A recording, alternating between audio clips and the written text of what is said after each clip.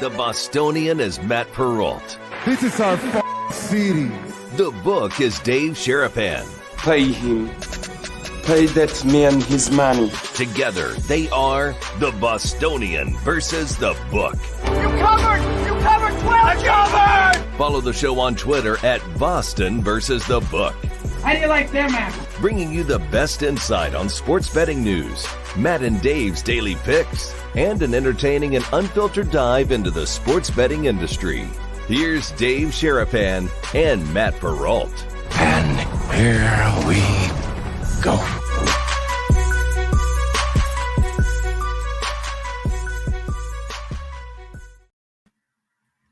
Happy Friday the 13th, everybody. And it's not just a weird day in the holiday. It's going to be a wild show. Roll Call Friday, the best day of the week, if I do say so myself. The Bostonian versus The Book every single Monday through Friday, even on Sports Grid, 6 times a week. We're on that show. We're on that station, and sometimes on the radio too, 6 times a week, if you didn't know that. Dave Sharapan, The Book, Matt Perrault, The Bostonian. Yes, it is a Scott Farrell Friday. He will be on momentarily, uncorked and uncontrollable as always, coming up here. If you do not know what Roll Call Friday is, welcome, first timers. We will give you guys a chance to have your handle called out a little bit later on today. Dave will do it, and one of you will win. Well, not maybe one of you. One of you who follows our Twitter account at Boston versus The Book will win a very special BVB hat today. We'll pull that number out today and hopefully be able to count it down and tell you who is going to win that BVB hat coming up today. How are you, sir? You got to be feeling good. Those tickets have got to be staring you square in the face right now with where we are for baseball. Fantastic. Yeah, the results. I don't want to have to sweat a game 5 tomorrow night with the Phillies and the Braves, and we don't have to because the Phillies got it done. So things are looking very good as far as the baseball goes. We got Farrell to come in and join us today on Roll Call Friday, along with all the people that are piling in the chat right now. If you watch the show live, do so on the YouTube channel at Boston versus The Book, the @ symbol, Boston versus The Book.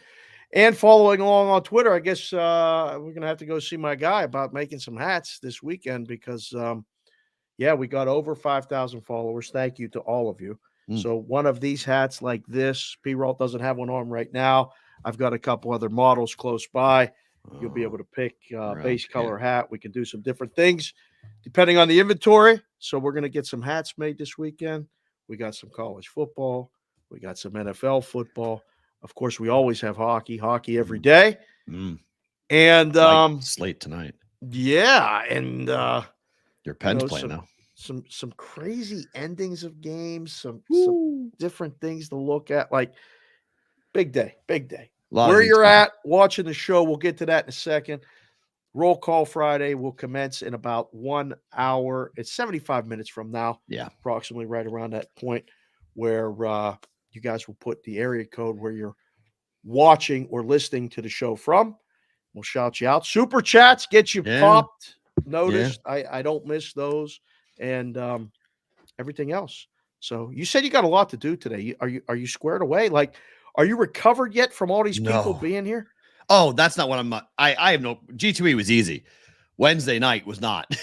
Wednesday night, that was my problem. Going to bed at 2:00 in the morning has ruined me for the weekend. So I'm just trying to get my wits about me. I went to bed last night super early. I was out at 11 o'clock, which is really early for me to go to sleep, and still not 100% right. So very busy, but also very tired. So there's going to be at some point this weekend, there'll be a reckoning where I'm going to have to sleep for like 10 hours or so straight in order for me to figure things out. Is that going to be possible? Probably not. I was going to say this, like I think we get more sleep during the week than we do on the weekends, and we're not 100%. working. Like 100%. That's the weird part about this life that we're living, and we're doing Sports Grid tonight. That's for those of you, that can't get enough of Matt and I here, Bostonian versus The Book here. We recreate the show a little bit differently. We got Jack as a producer, and we're going to preview the weekend events and the nights while the games that are going on tonight. We got a big football game, college football game that starts after we get off the air. We're on from 5 to 7 Pacific, 8 to 10 Eastern tonight on national TV. They let us do this again, so it's pretty good. Yeah, it's fun. I think for me, October is always the most fun, but it's always the month where if anything little takes me off the schedule, I pay the price. You're not good off the schedule. Well, I'm so like you close. used to be, but you're like so regimented. You don't. Yeah, it's just because the juice. Yeah, the juice is such a it's a routine thing for me to get every night. Routine.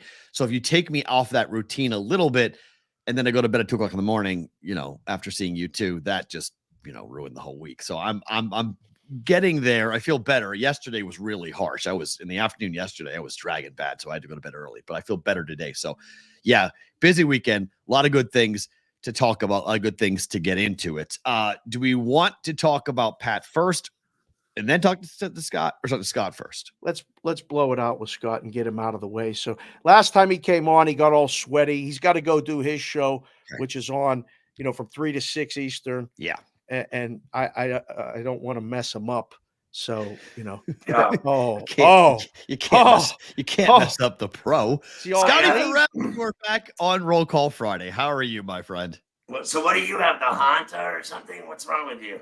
Me? The what now? Yeah. What you were sounding like you had some maladies or something there that you were dealing with. Saw you two on Wednesday. I saw you two. Yeah. I went to you two on Wednesday. Yeah, my buddy went to see the opening night there, and then the next night went to Canelo. I think it was Friday, Saturday, right? Mm-hmm. So, I have a funny story. Do you want to hear this funny story today? Always. Is that what we're into? Yeah, the chat is ready for they dubbed this Pharrell Friday on the BVB. We teased a little bit in the chat that you might have a story to tell. So the floor is yours, sir. Tell the story. I haven't told this story on my show, and I wasn't going to tell it at all because it's so awful, but I figured this would be the perfect place with you two nuts. So when you asked me today to come on, I'm like, I was out doing things. And I'm like, I don't think I can do it. I said, but what could I do with the BVB boys that would be entertaining? So I figured this would be the perfect place to tell the story. So excellent. I think I've told you in the past that I use bidets, right? Like, I was gonna say the over/under and you saying this as an ass story is probably pretty good. I was like, this is an ass story. Well, it really started there in the ass. So here's what happened. Sorry, Jack. So I always use bidets, right? And I just think they're the greatest thing that ever happened. Yes. One of the greatest inventions in modern history. Yes. More important than the airplane, the automobile, the Edison diesel. I think I put it in there. Like I think the realization that we could get you high and the bidet would be the two greatest things that ever happened to the world and the economy. So I get up usually at 4 in the morning, 4:45 to play basketball, right? Yeah. So I get up and usually I make a cup of Joe and then I'll bust off a yam before I go play. Pre-game. I don't want to be like at the court and the game starts and like 20 seconds timeout. And then I got to go to the header, and then some other guy comes in and plays for me, and then they don't let you back in the game when you come back, and the guy's like, wash your hands. I don't do that. I do it at home, right? No. So what happened was I'm spraying my tuchus, and everything's fine, and I'm just normal. I'm like, it's 100 miles an hour, and it's hot, and it's like, oh yeah, soothing. So everything's fine. Yeah. So I go play basketball for 90 minutes, and then 2 days later I do the same thing. Get up, yam, bidet, spray, basketball, and then 2 days later, bidet, basketball, and then on the third day I noticed I'm like, God damn, I'm itchy. What is going on here? Where are you itchy? Where are you itchy? I'm itchy down by my onions. Oh no. So I proceed. I'm like, God damn. And I'm like scratching and I'm like, what is happening here? So I get home from basketball and I tell, I always go to 34C. I've had 4 ass surgeries. And whenever I have an ass problem, I tell her, you gotta go in there and check on my ass because there's something wrong. I'm bleeding. And then like I've had 4 surgeries, so she's had like 12-inch Q-tips in there, like she's cleaning out a trombone. And I'm like, when she's cleaning out my tuchus, I'm like, how do you like me now? Little cool Mo D. Cool So Mo we D. get How you home. like me now? I get home and I'm like, I can't see it, but I'm itching like crazy. Oh God. And I go, it's burning. And I'm like, the worst. You gotta come up and look at my onions. So I lay on the bed and I lift up my legs and I grab my onions and I pull up and she goes down and says, "Oh, you have a massive rash." So I go, all right, this is a problem. I got like a fungus. I got like shock itch. I got like so what happened was, is that when I bidet, I'm just like, and then I get up and I leave. I don't like, it's so clean, my ass, that like I don't have to sit around, use toilet paper. And you're just like, bang, out, and you're good. Right. What happened was, it just was moist, and then I'm running and playing basketball, and it created this friction and this fungus among us, and it got out of control. So I was like, what in the F am I gonna do with this? I got my nuts are scratching, my legs are it hurts. I'm doing the show in the afternoon, the entire show. No one can see me, but the whole show I'm like, right, dying. So then this gets way better. It gets better? It gets way better. So did you get the gold bond? The gold bond. You need the gold bond. So this chick says to me, she says, you gotta try this shower fungus cream. It's it's a soap, and you do it in the shower, and you take it and you just apply it and wash it and you're good to go. And then when you're done, she's like, you gotta spray this fungus spray on your onions. So I get in the shower, I start scrubbing my onions. I'm down there working the affected area, and then I'm like, all right, so this is gonna be the end of my problems. I get out of the shower, dry off. I'm like, I take the spray and I spray it, and I'm like, hot? Is it hot or cold? Hot. Burning, searing, on fire. Oh no. My onions were on fire. I was like, for like 5 minutes straight. I was like, oh no. I was like, Tears? Did you cry? No, you cried a little? No, but listen, this rash was so bad. I'm like, I'm a man up and do it every day. So every day I started doing the cream, and then I get out of the shower. I'm like,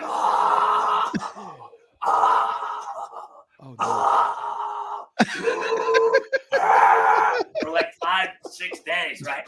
And then I looked at her and I go, Jesus Christ, it's like going up my leg. Oh no! I go, it's spreading. It's spreading. It's getting worse. I'm like, you and your fungal cream, you and your effing spray the fungal spray on my onions. I'm like, get out of my way. So then I call the dermatologist. Oh yeah. Now things get really interesting. I proceed to go to the dermo. Onions. And it's horrific. I go in. Oh no. And the chick says to me, it's a chick. Oh God. And I don't know her. Okay. Oh no. I don't hang out at dermatologist office. Oh no. Okay. Look, my wife's like, you need to get a screening. A full body screening. Oh no. For cancer. You're very tan and you're bound to have some kind of melanoma. Oh God. And I was like, listen, here we go. My onions are on fire. I need to get this thing growing on my sack out of town. Put the fire. So I go to the dermatologist, and this chick brings me in, and she's like, good morning. How are you? I go, I'm awful. My onions are on fire. How do you think I'm doing? You think I'm here? I'm great. I'm just doing great. You got any coffee and some donuts? I'm like, she goes, how's everything? I go, how's everything? Not good. I go, my balls are on fire. Okay, how's everything? So I get in, and the chick says to me, she says, all right, well, the doctor will be in a second. get naked. So Oh yeah, there I'm we go. completely naked. Oh God. Now both these chicks come back into the room. I'm standing there and I turtle up immediately. I'm like, no. it went right into the shell. I'm a grower, not a shower. Like I got a fat chick and a doctor, and she walks in, and the first thing she does, she flies down at my package. She looked, and I go, and it was like, you remember when Howard Stern and I used to talk about having a small D, like when you're when you're a grower, not a shower, you don't have, like when I'm at the gym playing ball and the game's over and everybody's showering. Some guys have lumber sticks. Some guys have turtles. I'm a turtle. And then when it's time to have sex, I'm a rock star. Right. I'm like a porn star. Right. But when I'm in a like group settings, you know, like remember when you were a little kid and the first time you were in junior high and everybody showered and you were like, oh no, this is awful. Weird. I go, and mine's turtles up. I mean, turtle up. I mean, it goes right in the shell. Right. It's in hiding in a cave like the Taliban. Yeah.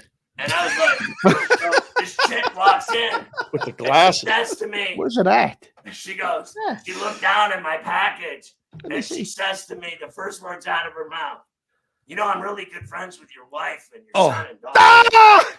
And I was like, no. And so now I noticed that I have this just tiny D.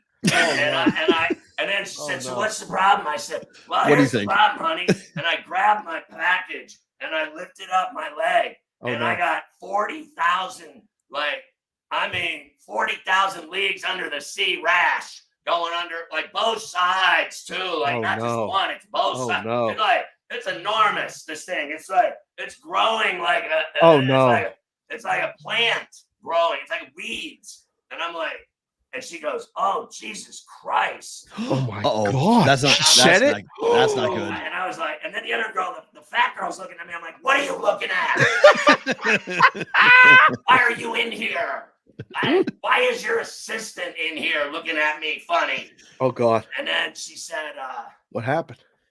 What is it? Said, well, what we typically do is, this is a massive yeast infection. So what we're going to have to do is give you chick vag yeast infection medicine. I go, wait a minute. Vagisil? I go, wait a minute. You're going to give me vag medicine? I go, does it look like I'm a chick? And she goes, well, a little bit. Oh! And I was like, and then she said, you're going to have to eat this pill for 3 weeks. Oh, boy. What? And then you're going to have to apply this cream. I go, whoa, I'm done applying things in the area. So my buddy, I had to tell one of my best friends, right? I'm like, listen, bro, I used to see this rash. I used to go on Perrault and event in LA, and I'd always say, I have an itchy rash. Oh, yeah. And so my buddy writes me back. I got to read the quote to you. Now, I have to change the wording a little bit because I'll get fired if I read this in its whole Thank you, Tim. You get us fired entirety. Too. I just have to change the words a little bit. But he said, put whole cream in your tuchus. Let it warm to body temperature for 5 minutes. Squirt into a breakfast bowl and apply to the affected area. Now, I gotta tell you. What?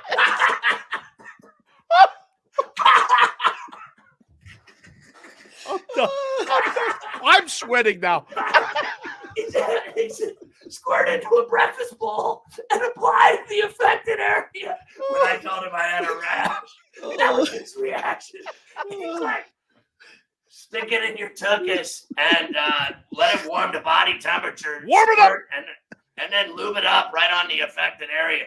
So, how you feeling now?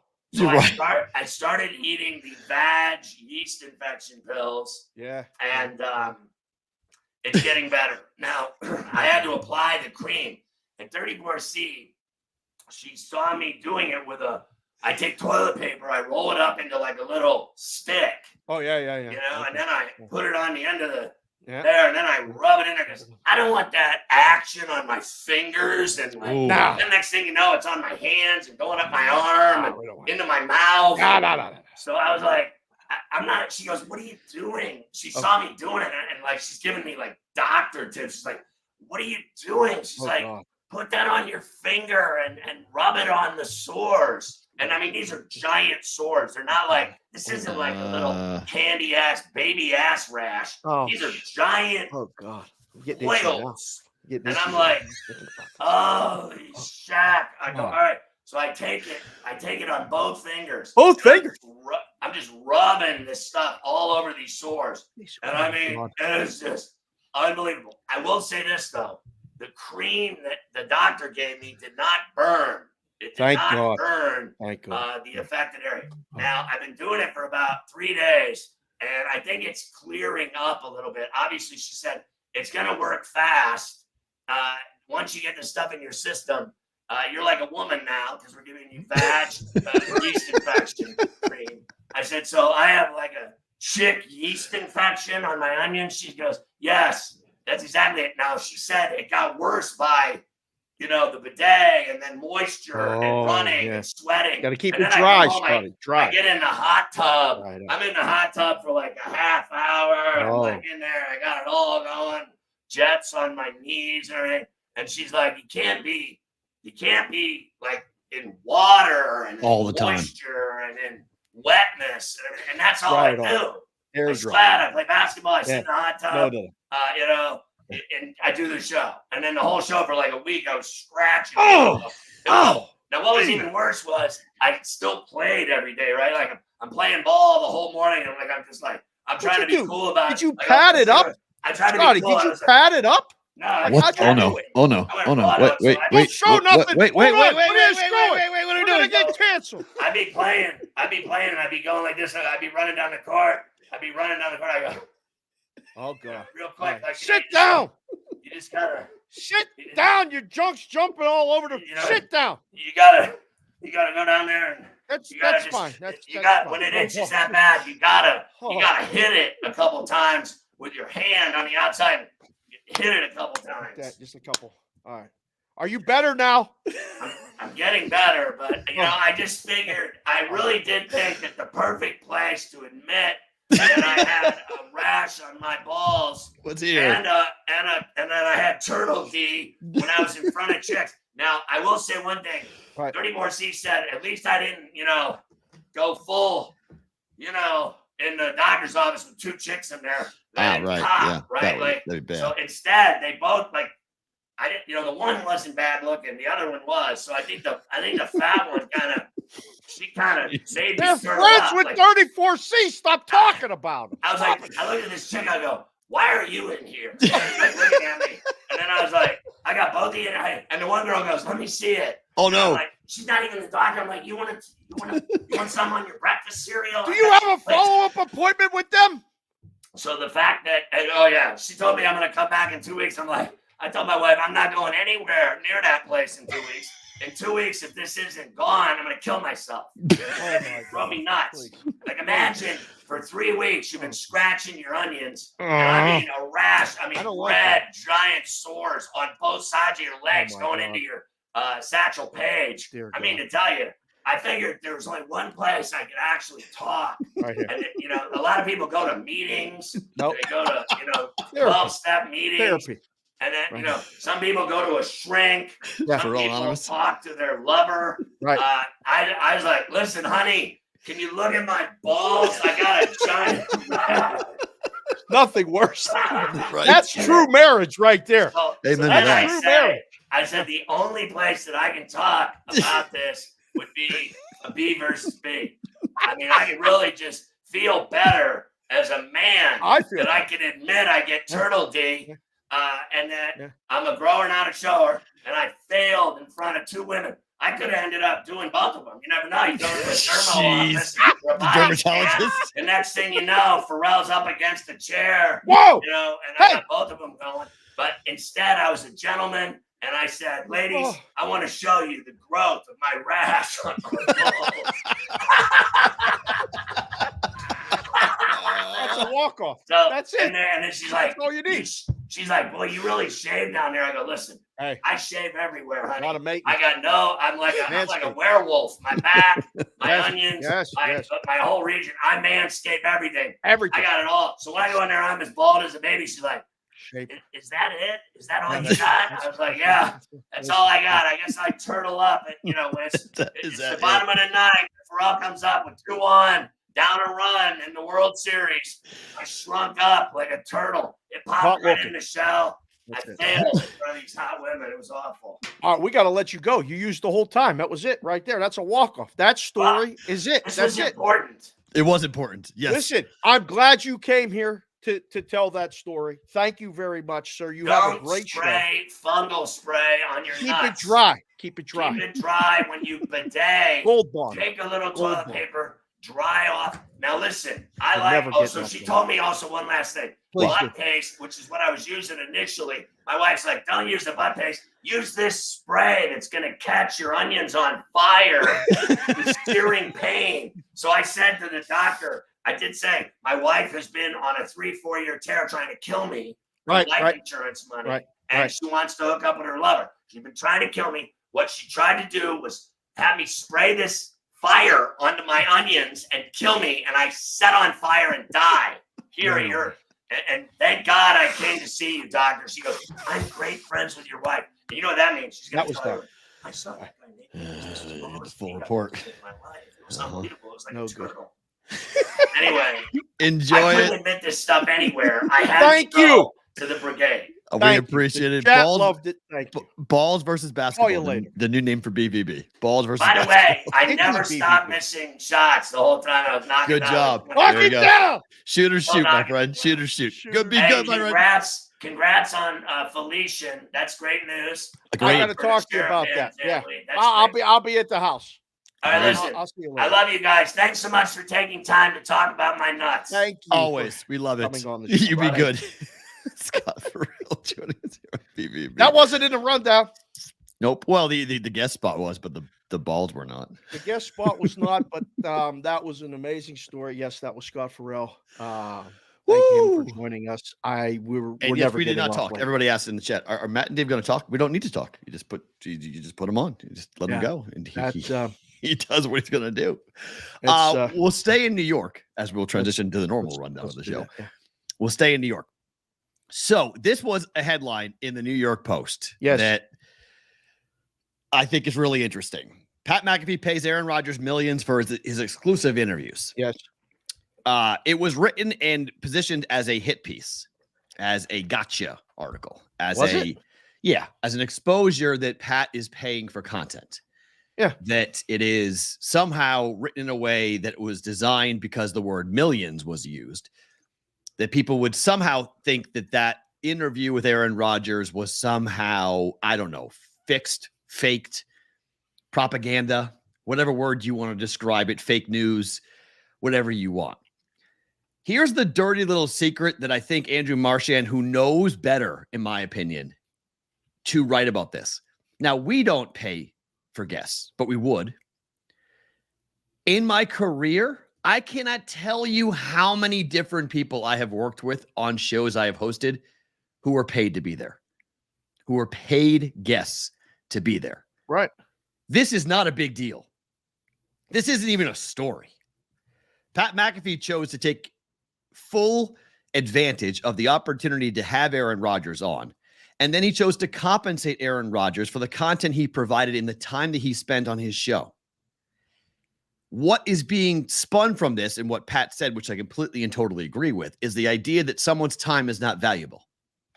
And that if somebody gives you, 45 minutes to an hour of their time every single week, and you're as busy as Aaron Rodgers, and the show growth becomes, because of the hit, becomes massive.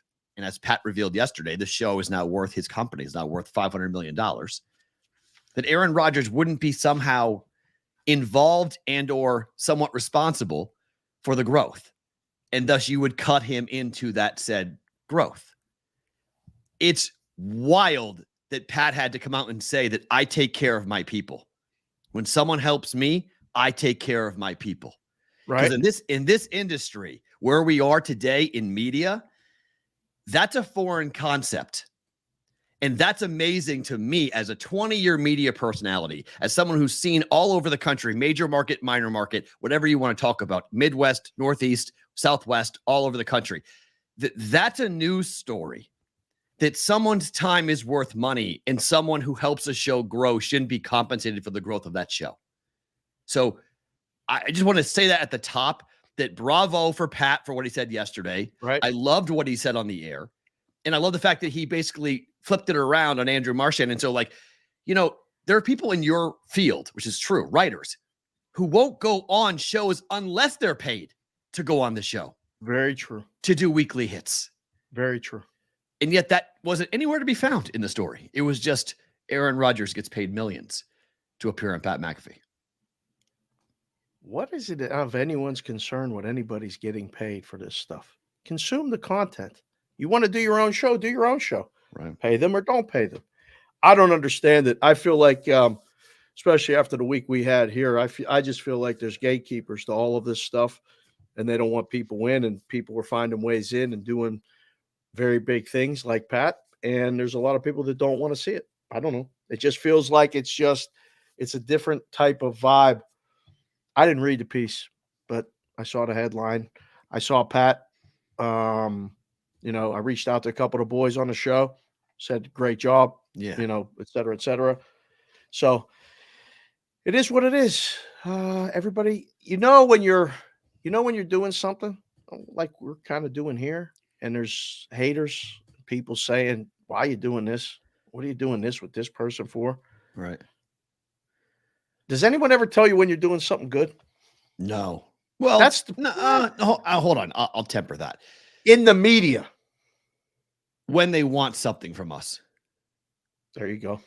When they want something from us. When they're either looking to get on the show or they're looking to get something from us in some form or fashion, then yes, we will hear that. It's not universal because there's a lot of good people that we've, talked to and, had on the show, have relationships with, gone on their shows, done all kind of stuff. That's not everybody.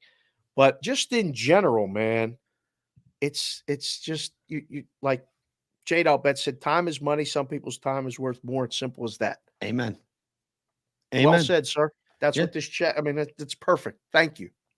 That's and it's remarkable because look, I think Pat and Aaron more than Pat can be somewhat controversial with things he's saying. Okay. We have the whole Mr. Pfizer versus Mr. Johnson & Johnson fight going on right now between Kelsey and Rodgers. Aaron wants that stuff. He welcomes those things. He wants to go and have a debate with Robert Kennedy Jr., who's been disavowed by his own family, to now go and argue about what's going on with vaccines and whatnot. So he wants to go down that road. That's fine. He uses Pat's show as a vehicle. Aaron's figured it out. Like, I can get my own message out on Pat's show the same way that Pat's using me to get the message as to what was happening with the Packers last year and now with the Jets. It's just remarkable, though, that we're going to try to vilify somebody who, and Aaron got the money, and according to Pat's comment yesterday, he was uncomfortable taking the $450,000, the first payment. He was like, no. And Pat sat him down and said, look, man, here's where I am. Here's where I was. Here's before you. Here's after you. Take the money. And Pat, I think, was adamant to compensate his people. That, to me, is something that needs to be commended. And that also scares people. It scares people in the ivory towers, if you will, that, wait, so you're telling me that people should be fairly compensated? Yes. Time is money. Fair compensation in this media. I can't tell you how many people I run into in my world who tell us talent is replaceable. That we're just replaceable. We're just, who are we? Oh, I can get 15 Matt Perrault. I can get 15 Dave Sharapans. What the hell do I need you guys for? Really? That's interesting. Yeah. Because content rules. At the end of the day, content rules. Now, what is the content? That's a question, right? Who consumes it? Who wants it? What is it? What's good? What's bad? All eye of the beholder type stuff. Right.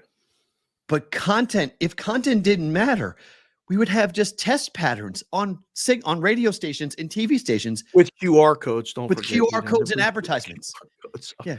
If content doesn't matter, if what I say, what Dave said is what we do together in the brigade and how we build, if this stuff doesn't matter, what are we all doing here? What are you as a general manager? What are you in charge of? Great question. If you're not building talent, if you're not building shows and building your product as to what you're giving out to the consumer. Yeah. What are we doing? Like, what are we all saying? What are you in charge of exactly? It's unbelievable to me. So bravo, Pat. Thank you for doing what you did yesterday. And everyone in the media, we all as talent need to look at that and then look at our bosses. Now, we don't have bosses, thankfully, but when you do have bosses, I guess I do for some of my jobs, I do. Right. You look at them and you go, huh, that's interesting. How do you feel about that? What's your opinion on that? Is someone's time worth what it's worth? What's the value? It's remarkable to me. Yeah. I love my job. I love this industry. I love content creation, but I teach kids every day and I have to tell them the stark, cold, hearted truth about what happens in this media. And the kids thank me every semester. They always come back and they always say, man, you were right. You weren't kidding as to what these people are going to ask me to do. Just tell the truth. I'm going to be working $8 an hour. I could make more money at In-N-Out. Yes. What I'm doing. Yeah, you could. That's true. Absolutely. Yes. And they know that. Yeah. Because this microphone's a drug. People get addicted to this. I'm addicted to this. I swear to God, I've been very honest about that my whole career. I love doing this. I love this mic. I love the chance to talk and express myself and do content. But it's not always fairly compensated. And the people who control the microphone, that's what you and I, we don't know. We now control the microphone. We got the mic. People who have the controls on it say, oh, yeah, well, Matt, you may be a 9, but I can get a 6 to come in and do it. And the 6 will do it for $10. You want 15. I'll get the $10 guy to do it. That's fine. Yeah. That's the problem with this business. That's why we've suffered. And that's why talent, look at all the different networks that used to crush it, who have been struggling to find great talent. Because talent development does not happen anymore. It just doesn't. It sucks. And on top of the fact that they don't know how to do it. Not only does it not happen, the people who knew how to do it have all been fired. They've all been chucked out. They're like, goodbye. We don't want you here anymore. So rant over. Just want to say at the top. Take care of your people. Take care of your people. Amen. Take care of your people in life and in work and everything else. And it doesn't always come back right away. But if you do the right thing, somebody's watching. I can just tell you that from a life experience. Guy named Steve Wexler was my GM in Omaha, Nebraska. I had a deal done that no one in the history of radio had ever heard of before. They gave me a percentage of the overall, as long as I was on the air and helping them make money, and we were profitable. I got a percentage. I had profit sharing on a station that I was the afternoon drive show on. Oh, boy. I used to tell people that. They'd be like, what the hell? He's like, yeah, Steve Wexler wanted to make sure that as the company grew, I grew with the company. Like earth-shattering. Steve's now the head of Scripps up in Wisconsin. Unbelievable leader. You want the show? Right? Unbelievable leader. Unbelievable. He started multiple shows that have been extremely successful and talent that we still all talk. I mean, Omaha's tied to my heart, always will be. But that's another reason why Omaha, because Journal Broadcast Group, now it's gone, but at the time was run by Steve Wexler, and it was unbelievable to work for it because they cared about their people. It's a shame that's the exception rather than the rule. And in this business, you know it. Like, we got a lot of people that watch this show. We got a lot of people that come in the chat and comment and have gotten to know each other. And a lot of people have formed relationships in a positive way. I mean, people come and go, and we understand that. Talking about like getting profit sharing in a position that doesn't normally get it. I was a ticket writer at the M, and they said, we're going to give you stock options, but you're the only one. And I was like, well, there's other people doing my job. Well, yeah, but you're training everybody, and we know you know what you're doing. We want to give you the stock options. We want you to grow with the company too.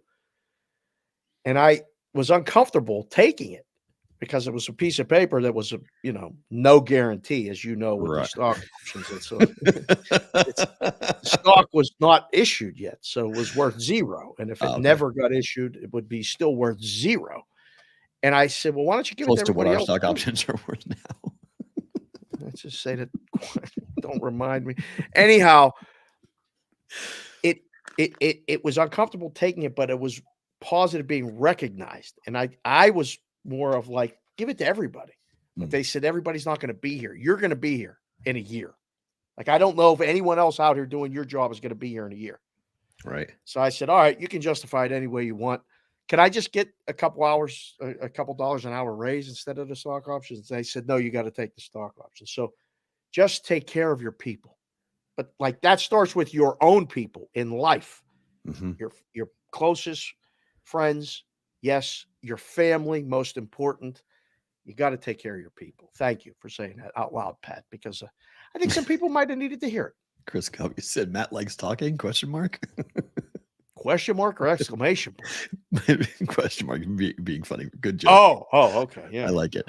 All right, so your Phillies are now into the National League Championship Series. They bounced the Braves 3-1. Put the city where you're at right now in the chat, please. I need to see this thing flow. So wherever you're at city-wise, not the area code yet. We'll do that roll call thing in about 35 minutes or so. But where are you watching the show from? Put the city.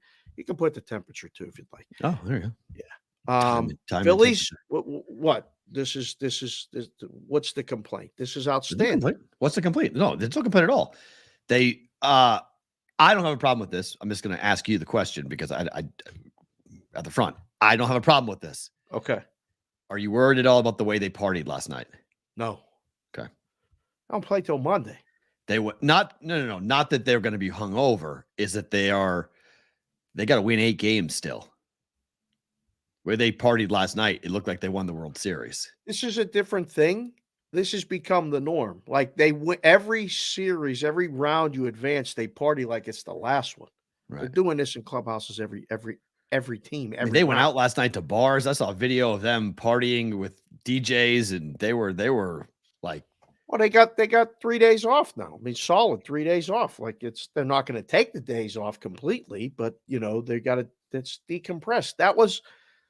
Listen, they had to slay the dragon. The Braves right. were the That's my team point. with the most.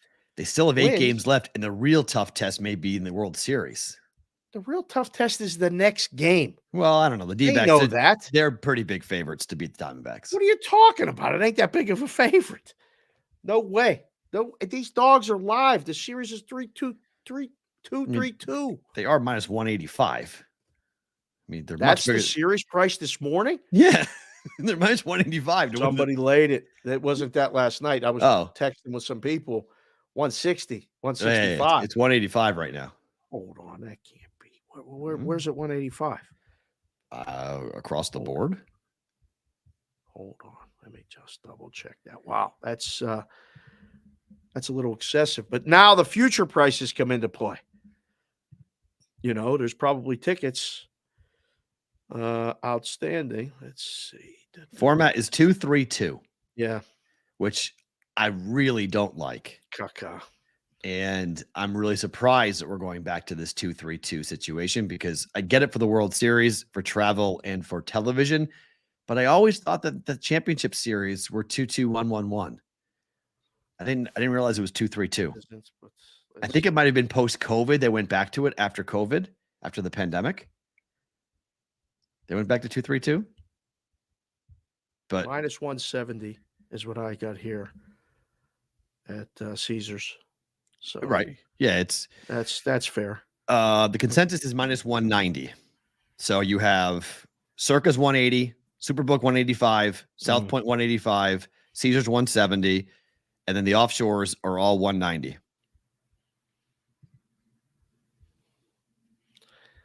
Yikes. Heavy. On the Phillies. Well, that's taking a lead too. It's gonna be Phillies game 1. That's what that tells me. Okay. We'll bet the Phillies. Put it in the chat right now. Guys, thank you for this cities list. Is incredible. I cannot believe you just ask the boys and girls in the chat to put the cities they're in. And I mean, it's just they're all over the country. It's awesome. Phillies or Diamondbacks right now. If you had to pick right now, not knowing the pitching matchups, although we know it's probably to win Wheeler or game 1. Wheeler Gallen, most likely. I mean, it's unless not they want listed yet, but unless they want to hold on to him until he goes home. I mean, Zach Allen's so good in game 3 that maybe you hold him, but it's a long time. There's no holding nothing. We got to go win a game. Right. If we're Arizona, I don't want to go back to Arizona down 2-0. Fair. You're coming back. Right. You want to give yourself an opportunity to not have to come back with the 2-3-2 format. So their goal is to earn a split. They got to go with they got to go with their guys. I think it's. It also tells me that the Harper's elbow is fine. Oh, he came back. He was fine. He said he hit his funny bone. I literally almost fell to the ground. I was like, oh no. Yeah, it looked really bad. Yeah, because knee to a surgically repaired elbow, not good. Not what you want to see have happen.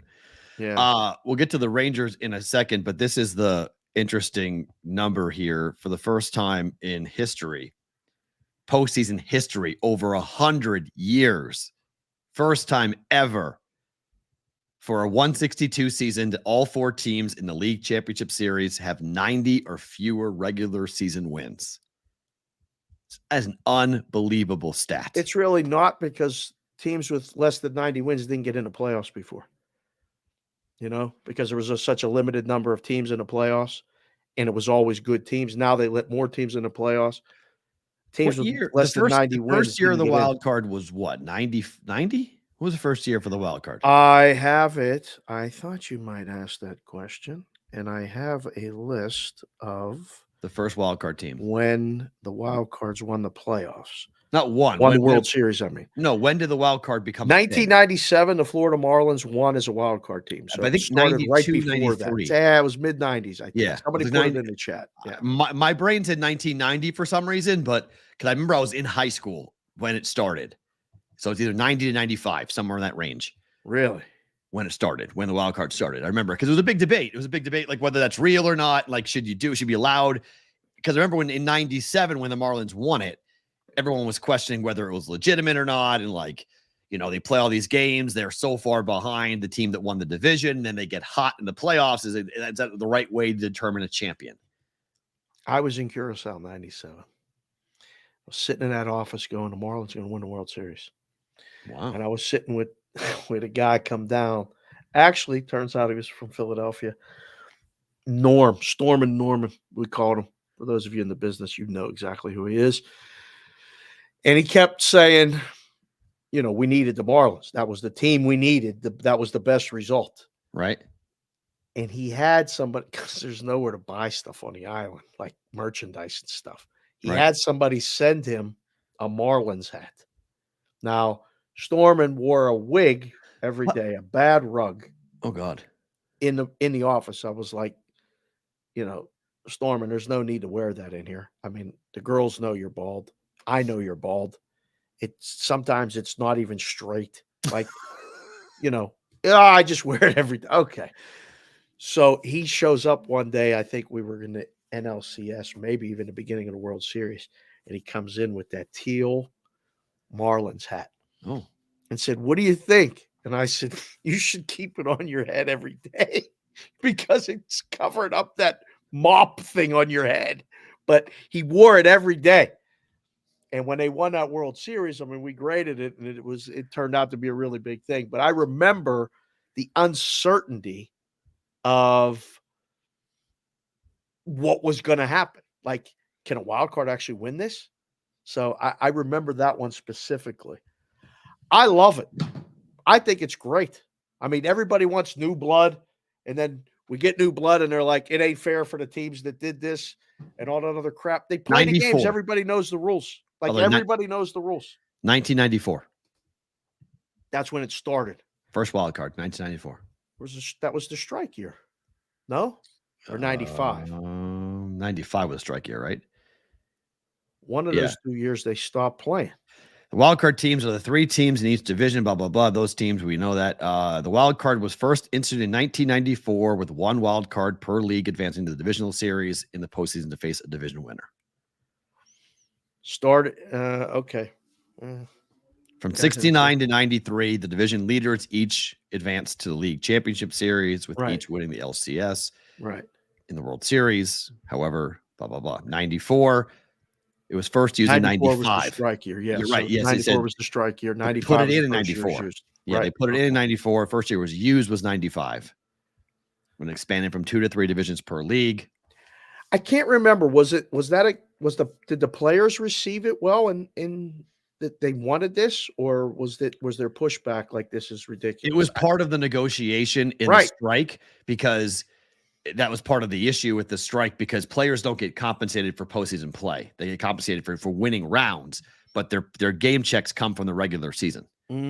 So they had to there was some percentage share issue that had to be put into place for what the players were going to get from a playoff share for being in the postseason and then winning the postseason, going on. We got a pretty even split in the chat. I mean, there was a lot of Phillies in the beginning. Phillies game 1 and 2. Phillies -1.5 in the series. Then it said D-backs, Phillies. Wow, there's a lot of Phillies, boys. There's only a couple Arizonas. Diamondbacks are overachieving. What do you make of the Texas ALCS? Houston versus Dallas. It's a monster series. This is a monster series. Only it is, but it's also a monster because they hate each other.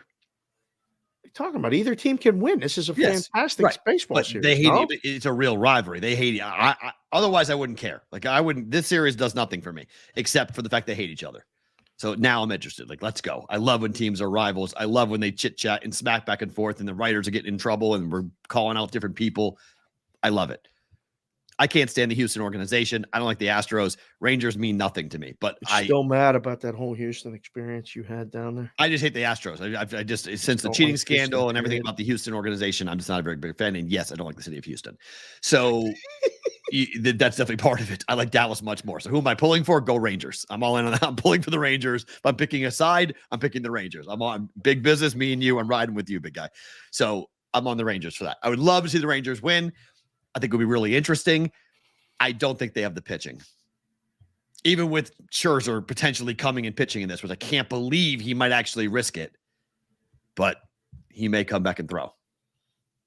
I think that's I don't know if that's a good thing or bad thing, but I know in that clubhouse, like if he can go, oh my.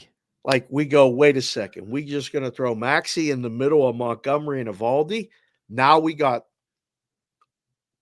big hoss, and a lefty, already like this is, you got to feel, when you got the pitching, you walk on the field differently. You walk on the field. Don't you feel like Montgomery is stealing? Isn't Montgomery stealing right now? What? Like, this is not real. This is not who this guy is. What? I don't know. I think Montgomery might get lit up by the Astros. We need a lefty to just neutralize Alvarez a little bit. He hits everything. It don't matter what you are, righty, lefty. He don't care. He hits everybody. He is hitting everything. He's unbelievable. I mean, the guy's the best hitter the best hitter in this game is on the Houston side. I wouldn't pitch to him. I agree with what Frank Core's been saying through the entire playoffs. He's like, why are they pitching to him? Like, don't pitch to him. It's like, I agree. We got to mention the videos that Sonic did today, as well as Mikey Awesome with Creed. I mean, come on, higher. It's fantastic. I know you love it. It's just I don't love it. I sent it to my family. I sent it to my family, and my mom was like, that song is burned into my memory banks. I go, no, it was not. And she's like, what do you mean? I go, it's Creed. She's like, yeah. I go, Mom, you're thinking it's Pearl Jam. She was like, oh, that's right. I'm like, yeah. That's why Creed sucks, because they're a ripoff of Pearl Jam. They always have been a ripoff of Pearl Jam. Scott Stapp tried so hard to be Eddie Vedder. It wasn't even funny. That's why Creed is cheesy. Covey says Alvarez has an 892 OPS against left-handed pitching. Yeah, he hits everybody. He hits everyone. Who's the chat like? Who's the people like? Put it in there. Astros or Rangers? Who do I like or who I want? There's two different answers there. Who do you want? Texas? You think Houston? Yeah. Yep. Just their pitching's better. I mean, it's just. Is it? Yes, I think it is. At least the top, starting wise, yes. If Scherzer, Verlander. Could you imagine if Scherzer and DeGrom were in this series? Could you imagine if Texas had those two guys 1-2 for this series? Well, be incredible. No, I can't. Oh, it'd be so good. I'd be in love with it. So yeah, more on baseball coming up next week. All right, last night, the Broncos and Russell Wilson, 16 straight losses now for the Broncos against the KC Chiefs. And Russ looks awful. He looks horrible. He can't throw. He looks like a freshman playing FBS football for the first time with the number of passes he's getting batted down.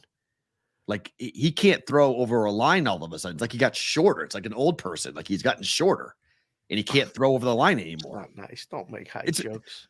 I mean, I'm just saying I've seen short quarterbacks. I mean, Bryce Young's a short quarterback. Okay. We've seen guys come into the league, have had issues. Russ has played in Super Bowls. What the hell is going on? Now he can't throw around people anymore. Oh, I think we did a season preview in the summer. We talked about every team. It was 30 teams in 30 days in August. And close, but yeah, okay. Something like that. 31, and if you go back and watch the Denver one, I said what I've been saying for 2 years now, that it looks like Russ is done. He's done cooking. He's out of the kitchen. Like there's no utensils left to make a salad, let alone a meal. I don't know. I've been saying this. Denver season wins under was a unanimous decision. Like there was just no way about this, that, whatever. Not surprised by any of it. I just don't know what they do. I mean, according to they blow it up. According to Pro Football Talk, the Wilson contract includes a $37 million base salary in 2025. The amount is currently guaranteed for injury. On the 5th day of the 2024 league year in March, it becomes fully guaranteed. The Broncos will avoid that obligation only by trading him, not likely, or cutting him before the payment flips to a fully guaranteed contract. So there's a massive cap hit that would come with this. So if they would take a keep him or they trade him, if they trade or cut him, $10 million charge for 24, which is a portion of a signing bonus. They would also have to account for a $17 million fully guaranteed salary and his $22 million fully guaranteed option bonus. I mean, it's significant. I mean, we're talking about a multi-year hit. So the total dead charge money would be, let's see, looks like it would be $35 million in 24. If you're another team, would you trade for him? Damn, the Broncos would experience most likely a total dead money charge of getting off of him $85 million split over 2 years. That buries your franchise. That's going to leave a mark. That buries you. Unless you're drafting a quarterback, a rookie, they're going to start game one and just hope that you can find other guys on the cheap to be competitive. Boy, oh boy, are they in deep trouble because of that contract. How are you going to do that? I have no idea. I'm a Bronco fan. I am not happy. All right, what's the worst way to lose a game in football? What's the worst way to lose a game? On a Hail Mary? It's one of, right? On a penalty? You're winning. Hail Mary, West Virginia gets beaten by Houston. Yeah. I mean, that's just one of those kick hard. Well, they scored with 12 seconds left. Yep. To go ahead. Right. They were waving to the Houston student section. Like, hey, thanks for coming. Bye. Thank you. Bye-bye. Bye-bye. And then they got bye-bye.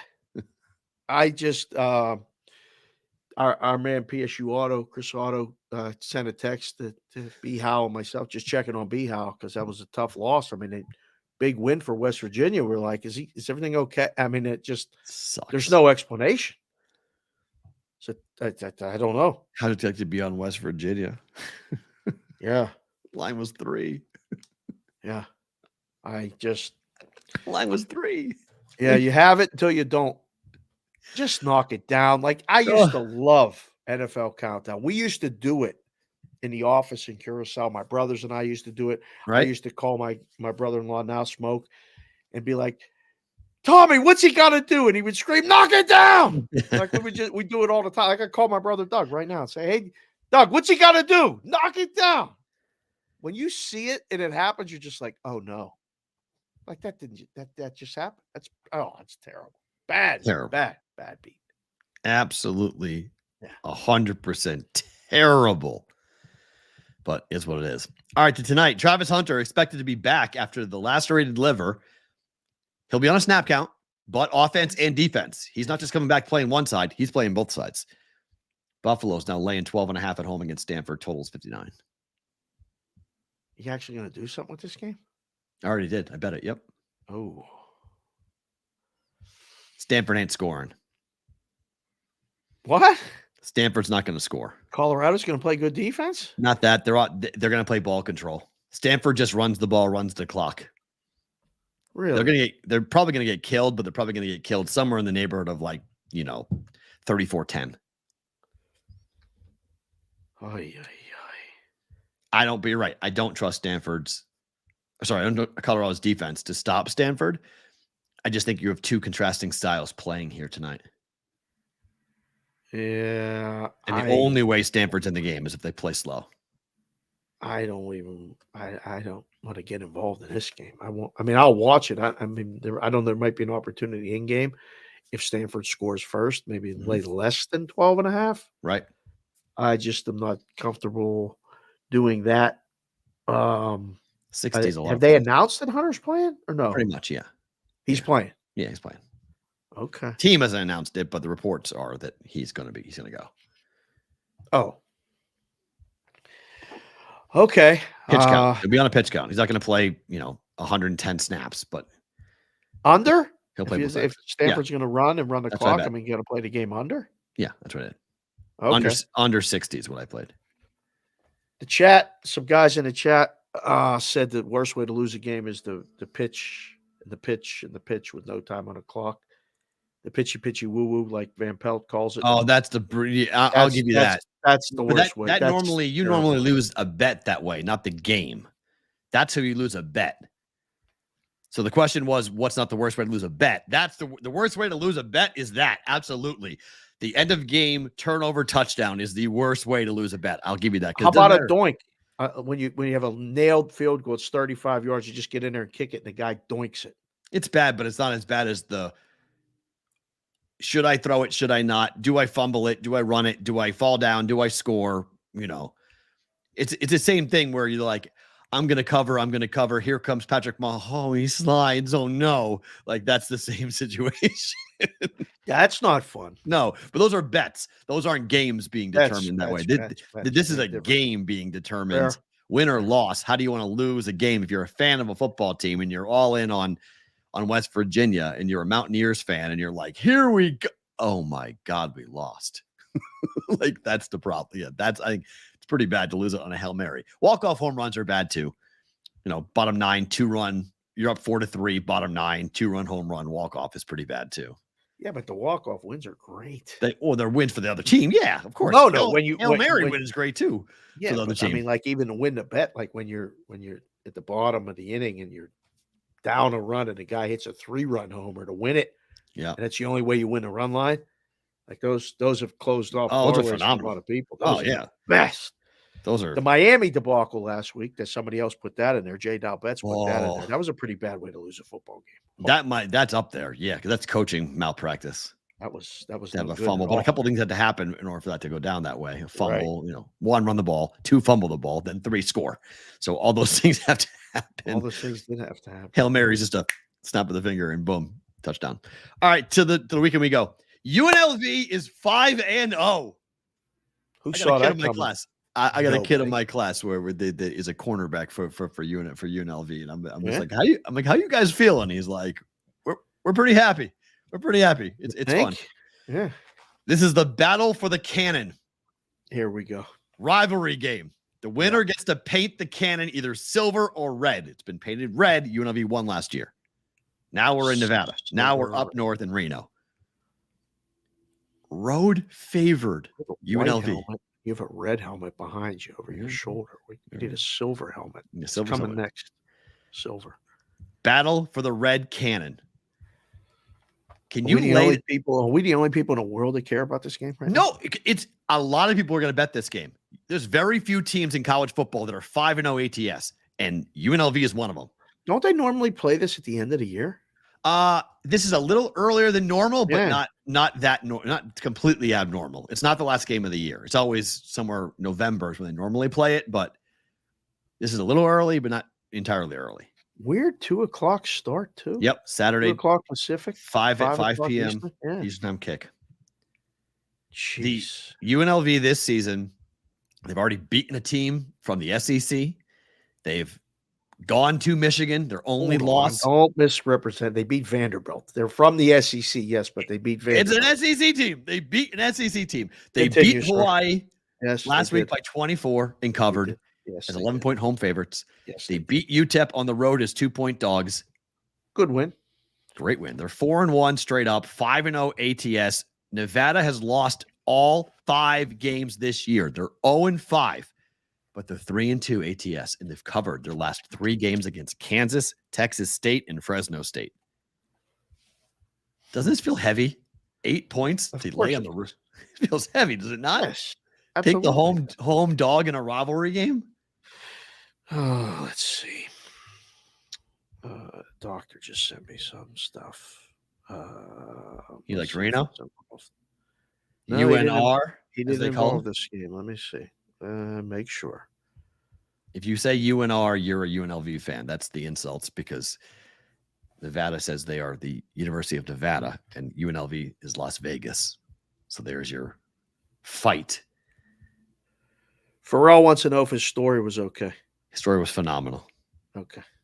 I'll let him know. Yes. Phenomenal. I don't know about the game. I'm not in a hurry to lay the points on the road. No, I'm not either. No one goes undefeated against the spread. Yeah. If I was going to bet this, I'm taking Nevada. I'm taking the Wolfpack. Right. 2-score game. It's too much, but I'm pulling for UNLV to win that damn thing. It'd be great to see him win and cover. 5-0 ATS Oregon. They are 3-point dogs at Washington coming up this weekend. Game of the weekend. Number 7 versus number 8. Yeah, this is going to be a good game. I hope this game lives up to the billing. Only one way to bet this game in my mind. Only one way to bet it? Uh-huh. What? Over? Surprise, Yes. Surprise. Yes. See it coming from a mile away. Over. It's the only way to bet this game. Why, you don't like Washington? You don't like Oregon, sidewise?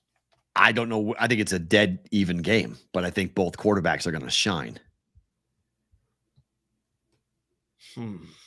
The winner of this game could very well punch their ticket to New York as a finalist. Not to win that thing, but to be a finalist. For the Heisman. Yeah.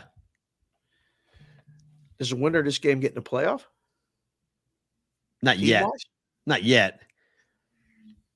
It will dramatically help Oregon in particular. If they get a road win at Washington, that would be enormous for them. Right. Yeah. So it could help Bo Nix. It could help Oregon's chances. Yes. I don't know. We'll ask the chat right now. You guys, this game, do you like Oregon or Washington? Just straight up. Forget the spread. It's 3. I mean, it's highly unlikely that it pushes. Mm-hmm. I think either team just wins, but I'm curious what the boys and girls think in the chat. I think we get more Oregons, to be honest. Oregon or Washington. Michael Penix is playing his ass off. He's really good. Yeah, if I was anywhere in the vicinity, I think I would go to this game. That's going to be an electric game. His weapons are yes. His weapons are great. There we go. The first 3 people. Washington, Oregon. Oregon, Washington. Oregon, Washington. Washington, Washington, Washington, Washington, Washington. Home fave. Oregon. Okay. I get it. Tough place to play. Seattle's no joke. Playing Washington, the Huskies at home. I mean, the Oregon home field advantage is unbelievable, but Washington's is really good too. Tough to win there. So yeah, I could definitely see Washington. I don't mind it. 12:30 our time. Hell of a game. That's the game in that window right there. Hell yeah, it is. It's the game of the day. That's the game of the day. All right. Notre Dame's not the game of the day. Nah, more 5-0. Your team, Penn State. This is the game of the day. 5-0. Laying 42 points. UMass 6-1 to overs. Do you dare take the dog? So, my co-host and friend of the show here on Cash Considerations, and Dan Alexander, you guys know him as Newbie, is going to this game. Why? He flew back because this was the game that the tickets were available. Okay. Because they're playing UMass. So, he's recently moved to the West Coast. Everybody, all the families getting together, and they're going up to Penn State. So I texted him this morning. Is this homecoming? It should be. I believe so. Should be. Should be. You want a guaranteed win for homecoming. Here's your guaranteed win. I think it is. Yeah. But The weather forecast is a disaster. Even better for my bet.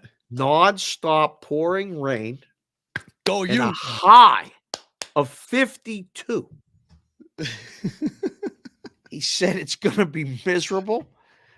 Jack went to the game a few weeks ago and had to get the parkas, the rain gear. Newbie's got to get all of that. I said, boy, have fun. I'll be watching it on TV. I hope they cover. I would not lay it. There's no way. What is it up to now? Down. It's down. Mass, Penn State. 42, 41. How's that? UMass's fight song. You have a fight song? We got a fight song. We're going there and covering, boys and girls. Oh UMass plus 42. Let's go. How many wins do they have on a season? 1. Did they have one opening week? Yes. Are they going to get over 1.5, which was their season win total? Doubtful. Wouldn't that be I mean, seriously, you want to talk about a bad beat? You make a season win total bet over 1.5 on UMass. They win the first game. All you need is one more and you lose. Not good. But when you go to Penn State, you're not going to come out of it, unscathed. You're going to be broken, battered, and bruised. You're not going to feel good after this game. If you're Auto just confirmed it is homecoming. Let's go. Will UMass score? Yes or no? Will UMass score? The answer to that question is, will they cover? If they score, they cover. Oh, let's ask the chat. They score, they cover. A field goal? They cover? Any points, they cover. Points, not a 0, they cover. Yes. You guys have Ohio State next week. You are pulling everyone. Everyone gets pulled. If you have a lead of 21-0, pull them all. But that's fine because the backups like to play 2 at Penn State. And that's they will true. Just keep scoring. We'll see. UMass played Auburn tough. Maybe we'll just chuck it up. Remember UMass covered against. Remember UMass and Auburn? Yeah. Okay. Maybe we just chuck it up. Give them all give Ohio State something to think about. Because it's Ohio State against everybody, remember? Oh, yeah, I forgot about that, Ryan Day. They're not going to worry about the Columbus next week. They're not going to be worried. I can't wait. They're not going to be worried about the UMass film. I doubt Ohio State's going to spend much time watching the UMass film to see what Penn State's going to be doing. No. But I like my school. My school versus your school. What happens if my school covers? This is a cover bet. Well, I'm going to pull you. I want to lay 38. No, you can't put 38. Numbers 42. I ask you what you want. What do I got to do? What do I got to do to take this team? I want to lay 38. No, I want 42. I'm going to lay 38. I'll lay 41. It's 41 and a half. By the way, if you want to bet this now because at 42 it's going away. There's 42s, but they're going fast. 41 and a half now. It's going down. It's going down. Shut out. Shut up. 40-0. Shut out. 40-3. 40-3.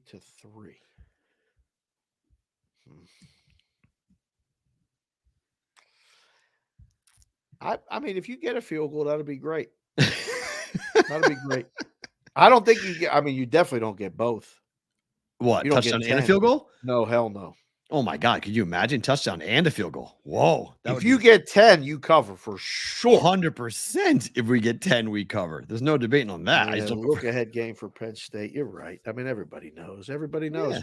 5 minutes. Roll call Friday commences. We're going to ask in 3 minutes to put in your area code. So guys are coming in.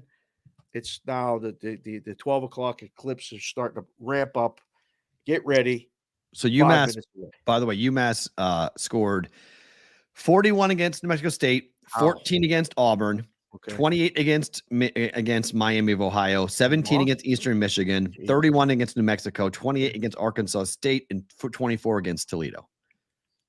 You guys have shut out Iowa. You shut out Iowa. You held Northwestern to 13 points. You held Illinois to 13 points. You held Delaware to 7 and West Virginia to 15. They might score. Might is a big M. They know. I think I make it the favorite actually that they get points because of the backups being put in. Yeah, because you're going to pull everyone. This is a second half of no starters. Defense ain't going to be like, we're second string. We're going to let them score. I mean, nobody's let them try to score. Yeah, UMass has got a quarterback who can run. You get a chance, maybe a turnover, a fumble by a sophomore or something you pick up and get a chance to kick a field goal. UMass total points is 6.5. Is it really? Oh, it has to be. That makes sense. Yeah. Isn't the Put total it like in chat. the total is like 49, right? The total is 54. Right. So in the line's 42. South Point 42. Superbook's down to 41.5. Circa's at 42. DraftKings 41.5. So is Caesars. Offshore's down to 40. Whitrock. Whitrock said is UMass's offense better than Iowa's? That's an awesome question. Is UMass's offense better than Iowa's? Yes. UMass's offense is better than Iowa? They have a much better quarterback than Iowa's quarterback. 6.5 is the UMass team total on FanDuel, according to our friend Dave's Daily Picks. Right? Holy crap. I mean, they get one field goal, they get two, and you still win? I think that's the play. The hell with bet the game. Bet the UMass team total under. No. You think they get a touchdown? I do. Something fluky. Garbage. They ain't getting no touchdown. Garbage. Stop the nonsense. Well, it's just a garbage touchdown. I'm not saying they're not going to do it like, with incredible, like, oh my God. 10-play drive? No chance. No, but you could fumble the ball and get the ball on the 20-yard line and kick it. It's possible. Wow. Just saying. Will you watch a single play of this game? Can I? What are you talking about? I mean, is it going to be on? Wait, is it going to be on anywhere? I would think so. It's Penn State. Where? I would have to look and see. I don't know. Who's covering this game? I don't know who's covering the game. Plus 42, UMass. Let's go. One more 5-0-1 ATS school. Rutgers is 5-0-1 ATS. Taking on Michigan State, who's been a complete dumpster fire. I did Irizarry and Moose today. Yep. Ethan Moose. And Moose works the Rutgers games. He's the sideline reporter or pre and post game. Oh, he is for Rutgers? I didn't know that. For Rutgers, yeah. He said blowout. Rutgers is going to kill him. Like spirits are very high at Rutgers. They should be. They've been good. This is It is on the Big Ten Network. How about this? Oh God, is it really? The Penn State game. Yeah. Penn State game is on the Big Ten Network. That's unbelievable. That's it. Those poor broadcasters are going to be talking about something else besides football. Why? What do you mean? In the second half, because it's going to be 30-0, whatever it is. Be previewing next week's game. Pretty much. In Columbus. Yeah, but Ohio State's playing too, so. Yeah, you want to lay that number? No, thank you. Oh yeah. All top 5 teams. I'm not touching their games. No. Numbers are completely and totally nuts. I want to see, what does Rutgers at home ATS this year? Rutgers is 2-2. Oh no, 4-0. That's what I thought. Yeah, they're 4-0 ATS at home. Right. Yeah, I like Rutgers. I'm gonna be on Rutgers for this one too. Yeah, that's punishment. I think betting. Well, I mean, they've lost ever since the whole debacle with the head coach and Mel Tucker. Lost by 34, lost by 22, and lost by 10 for Michigan State. It's a bad look for Michigan, for Iowa, by the way, not covering that game. But you've got a Rutgers team that lost by 11 to Wisconsin on the road, lost by 24 on the road to Michigan. Those are the only 2 games they didn't cover. Northwestern, Temple, Vatek at home. Yep. They've covered Wagner as well, but who cares? Yep. So yeah, I like Rutgers too. I think that's a good play. Number 10 USC at number 21 Notre Dame. Everyone's on the Irish. Everyone? According to the books. Don't believe that. I know. I'm saying. I'm making a joke out of it. Oh. Trojans win. You think so? Outright. Good luck with that, sir. You like the Irish? Only way they win the game is that they run. If you like the Irish, take the under. Because I think the athletes for the Irish or for the Trojans are a problem for that Irish defense. And I think the physicality of the Irish offense is going to be a big problem for USC's defense. Fair. The offensive line will maul them. I'll give you that. Yeah. I agree. Yeah. I don't know. That's why I don't like the under. I mean, it's 60.5. I can't believe it for Notre Dame game, but I can because it's USC. Right. I don't know. I think it goes over. I think Notre Dame, whoever has the ball last wins. This is going to go back and forth. Both teams get 30, 34-31 final, somewhere in the neighborhood. Probably falls right on the number. It's going to be close. I don't think it's a blowout either way. I don't think either team wins by double digits. I'm actually excited to watch this game. Yes, 4:30 this is Pacific, in game. 7:30 Eastern. This is in game for me. Nothing. I'll be settled in. This will be when, Middle Consig is in Nebraska right now. She went to see her friends and stuff and go hang out in Midland and Omaha. I'm waiting for Been there. Partied. Yeah, it's party time. Is Nebraska at home? They're not, are they? Huskers? I think they're on a bye. Oh, okay. All right. I didn't don't even think ask. She could go to a football game. Yeah, I don't think. Then she might end up wanting to go to school there. I don't know if that's a good idea. I hope Midland or Creighton. Creighton, I'm all in on. Midland, I am all out on. Right, but what about Nebraska? University of Nebraska. Oh, sure. Great school. Oh, yeah. Lincoln's awesome. Oh, I think they're off. Okay. Lincoln's unbelievable. I am a Creighton person, so I see blue, not red. Okay.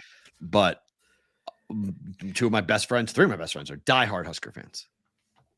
I like Notre Dame. We'll see what happens in game for me. I like North Carolina to beat up on Miami. This is a big, no idea what Miami's going to do. Big moment for Drake May here. This is Drake May's moment for Miami, is it not? It is. His Heisman candidacy now is back on track. Yeah, he's got his weapon back in Tez Walker. Yeah, I got that big ticket on him to win the Heisman. Are you wearing the baby blue tonight on the show? I might have to. It worked last week. It worked last week. Yeah, I may have to. Everybody was against me on Syracuse. They beat the tar out of Syracuse. They did. So I think same thing happens here. I think Carolina is going to be on fire. On the road. Yep, on fire. After that debacle in Miami. Oh, no, it's at North Carolina. It's home game. Why is it only 3? Because Miami's good. And people think there's a bounce back spot, and they're not buying on North Carolina. People are still against on the Tar Heels. They're not buying in. The line should be higher. Why is it only 3? I feel like I'm missing something. I don't know. This will be a watch, wait and see. I have nothing pregame for this. Over or under 57. Over, right? Probably, but like North Carolina games haven't been flying over. No. So I don't know. I'd be a little concerned about. Let's see here. What has Miami done? Oh, to the overs. Notre Dame. Yeah, they're both 2. They're both 2 and 3, and at home, North Carolina's 1 and 2 to the over at home. So 2 and 1 to the under at home. Numbers feels. I mean, that's high for a game with these two, but 57's painted. I don't know. Feels like over. My first thought. Yeah, Miami had a high of 64. It's only 3. I feel like North Carolina's going to win, but I don't know how well Miami reacts. I think if things go bad quick, starts, it just steamrolls. And North Carolina runs them out. They're partying. They're going nuts. I don't know. Oof. I like North Carolina. Let's go. 3 minutes. Put your area codes in there right now. I need an area code in a city with a state so we can keep track of the states. Last week we got 38? No, we got 30. We had 34 states, but 4 countries. Oh, okay. All right. Expanded. Yeah. And Indiana led the way with most people. 7 people in Indiana. Yeah. So one more, and then we'll do roll call Friday. Yep. Number 18, UCLA at number 15, Oregon State. Lines 3.5. Me and B. How you should do 8 in the box. We haven't done it yet this season, but he used a term called a show me game. This is a complete show me game for me. For who? For which? For both? Or for both teams, right? Like this is. I don't know yet what I've seen of Oregon State. I was impressed. Me too. Apparently, a lot of guys I'm talking to keep saying to me, UCLA's defense not on par with Utah, but like better than advertised. UCLA's defense wins or loses this football game. Fair. Under or over? 2 running teams in the new running clock era. What's the number? 54 under. So UCLA this year is 4-1 to the under. Yeah. Oregon State is 4-2 to the over. Again, rubber meets the road, baby. That's why this is an in-game. Bet this in-game. I got to watch this game first. Rubber meets the road on the total. I don't know. What's that line? An immovable force meets... The immovable object meets an irresistible force. Something along the lines. Whatever that saying is. Yes. Put that on a t-shirt. Whatever that saying is. That's what it is. Yes. Coming up. So we would do pro football on the other side after we do Roll Call Friday. If you don't know what this is, you are putting in area code, city. Dave will read off your name. I'm keeping track of where you guys are at to see who has the state has the most. And then after we're done with this, we will pull a random number and we will try to find out who wins the BVB hat. Love it. And you can get in the Discord. What is the Discord, sir? BVBshow.com. BVBshow.com. And you can email us. We did some Ask the BVB questions this week. You guys can always email us. I mean, I'm at SportsBK_Consig. My DMs aren't open, but if we follow each other, they are. Matt's are at Sports Talk Matt. The show is at Boston versus the book. You can DM, ask questions, and you can also email at askthebvb@gmail.com. That's the email address. Right now, Roll Call Friday. Friday's hype, boys and girls. And always. This is why. I mean, the DMs start, it starts to flow everywhere, and everybody comes in here, puts where they're watching the show from, and a little editorial comment or weather update, which is very important. Eron Sean's in the 703 Centerville, Virginia. JC from KC, congratulations on that Chiefs cover. We'll get to that in a second. Field goals count late too. He's in the 216 Cleveland, Ohio. It's still 63 degrees there. That's good. Crunchy, less angry, and disgusted Beaver is in the 719 Pueblo, Colorado. Send me a DM on how to watch all those games that you said you have your ways, because I know you're a guy just like Red in the movie Shawshank Redemption is a guy who knows how to get things. I know Crunchy's that guy. Stevie Mack, capital M, capital K, one of our directors of security here, not one of the wrenches, but he's in the 918 Henrietta, Oklahoma. Sonic, who is one of the wrenches, one of our admins here in the chat, and does unbelievable work. I can't wait to see what you come up with. I really, really appreciate the hell out of you, sir. 602 Phoenix, Arizona. Ochoa, my man Francisco, 760 Escondido, California. Andy O's in the 29388. That would be the zip code, Andy. We have to follow instructions. He's in Woodruff, South Carolina. That's not an area code, but he's in Woodruff. Andy, send the area code as well. JPC the 4th. That's Claire Chick. He's in the 313 Detroit, Michigan. I was going to do that as part of the wrap. Everybody in the BVB, put your mother hands up with me. And I came up with that while I was listening to DJ Thump this morning. So we'll work on something for that. Geo to WAP 949 Seal Beach via Newport Beach, LFG Brigade. What's up, Geo? We're coming out to see you. We'll get in contact about that. Hope the boys are doing good with the basketball. Covey, Mr. C, 843, Kiowa Island, South Carolina. Gorgeous. Kiowa Island. My man. We're coming to see him too. Gorgeous golf courses. He got clearance for the Patriots in the Steeler game in Pittsburgh. The Patriots are such a dud. I don't know if we're going to go to that or not yet. That game lost its luster, but we might need an excuse to go. So we'll keep you posted on that. J. Dow Betts in the 410, St. Michael's, Maryland. Sorry about the Orioles, sir. Sorry about the Ravens too. Hold on. Well, no, the Steelers beat them last week. Before just letting them know. Yeah. Addison, another wrench, holding it down in 812 South Minshew City, Indiana. Who wants onion soup? Nobody wants any onions after. No, God. I don't like onions to begin with, but I can't get them onion thought out of my head. That was unbelievable.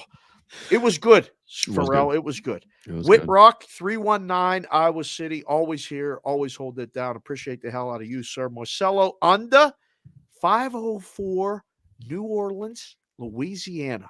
Excellent work. Thank you for being here, Marcelo. DM is in the 919 Durham, North Carolina. Jimmy Jack 4Ks, 585. That's in New York. Rob L, another 313. Put your mother hands up with me in the 313 Detroit, Michigan. Floodhouse 203 New Haven, Connecticut. Sorry about all the things we say about Connecticut, but we're not really. But thank you for being here, Floodhouse. We do really appreciate the hell out of you as well. Aiden Thomas is in the 832 H-Town. Game 1, ALCS is on Sunday. Astros in 5. Wow. 5. Hold on there. I don't know about all that. Wow. Thank you for being here, though. Vinny Konowinski, 260 Fort Wayne, Indiana. Chris Otto, 412 Pittsburgh, PA, 48 degrees. You'll say in Diana is how you're supposed to say it. That's how he's spelling it. I believe me, I get the joke. They say it every week. Come up with something new. But thank you for being here, Konowinski. Yes. We're going to come to Indiana, and you guys are going to host us there, and we're going to have a good time. I don't know when that's going to happen. It's going to happen. Otto, 412 Pittsburgh, PA, 48 degrees and 1 inch of rain tomorrow in State College. Go you. It's Loggy Field. Go you. God, I hope we crush you by 50 points. Matthew Bonvie, 519, Amherstburg, Ontario. It's a province. LOL. Learning more about Canada every day, Bonvie. Right, Thank you very much. You got to get a goalie. The Oilers. Yes, you do. Oh, boy. That's a problem. PB, hello, sir. Hopefully you and Mrs. PB are having a lovely lunch somewhere in Venice, Florida. GC Sarup is in the 480 Scottsdale, Arizona. Stay tuned, GC. Might be down in Arizona next week. Might be something going on. We'll let you know. DJ Hooks, 609 Atlantic City, New Jersey, where he said he went to the book and there was a line of people out the door waiting to bet the Phillies. Wow. Excellent work. Excellent. DJ, we got to get this guy involved in some music stuff. George Pavlik, 973 Hillside, New Jersey, the former home of the New York Yankee Hall of Famer Phil Rizzuto. Holy cow. Wow. Excellent. Holy cow. Holy cow. Holy Mikey, cow. awesome. Another wrench. Big part of the show. Unbelievable videos. He does great Today work. was seriously. It was just, I don't even know what to say. I can't wait to give him a big hug when I see him next time.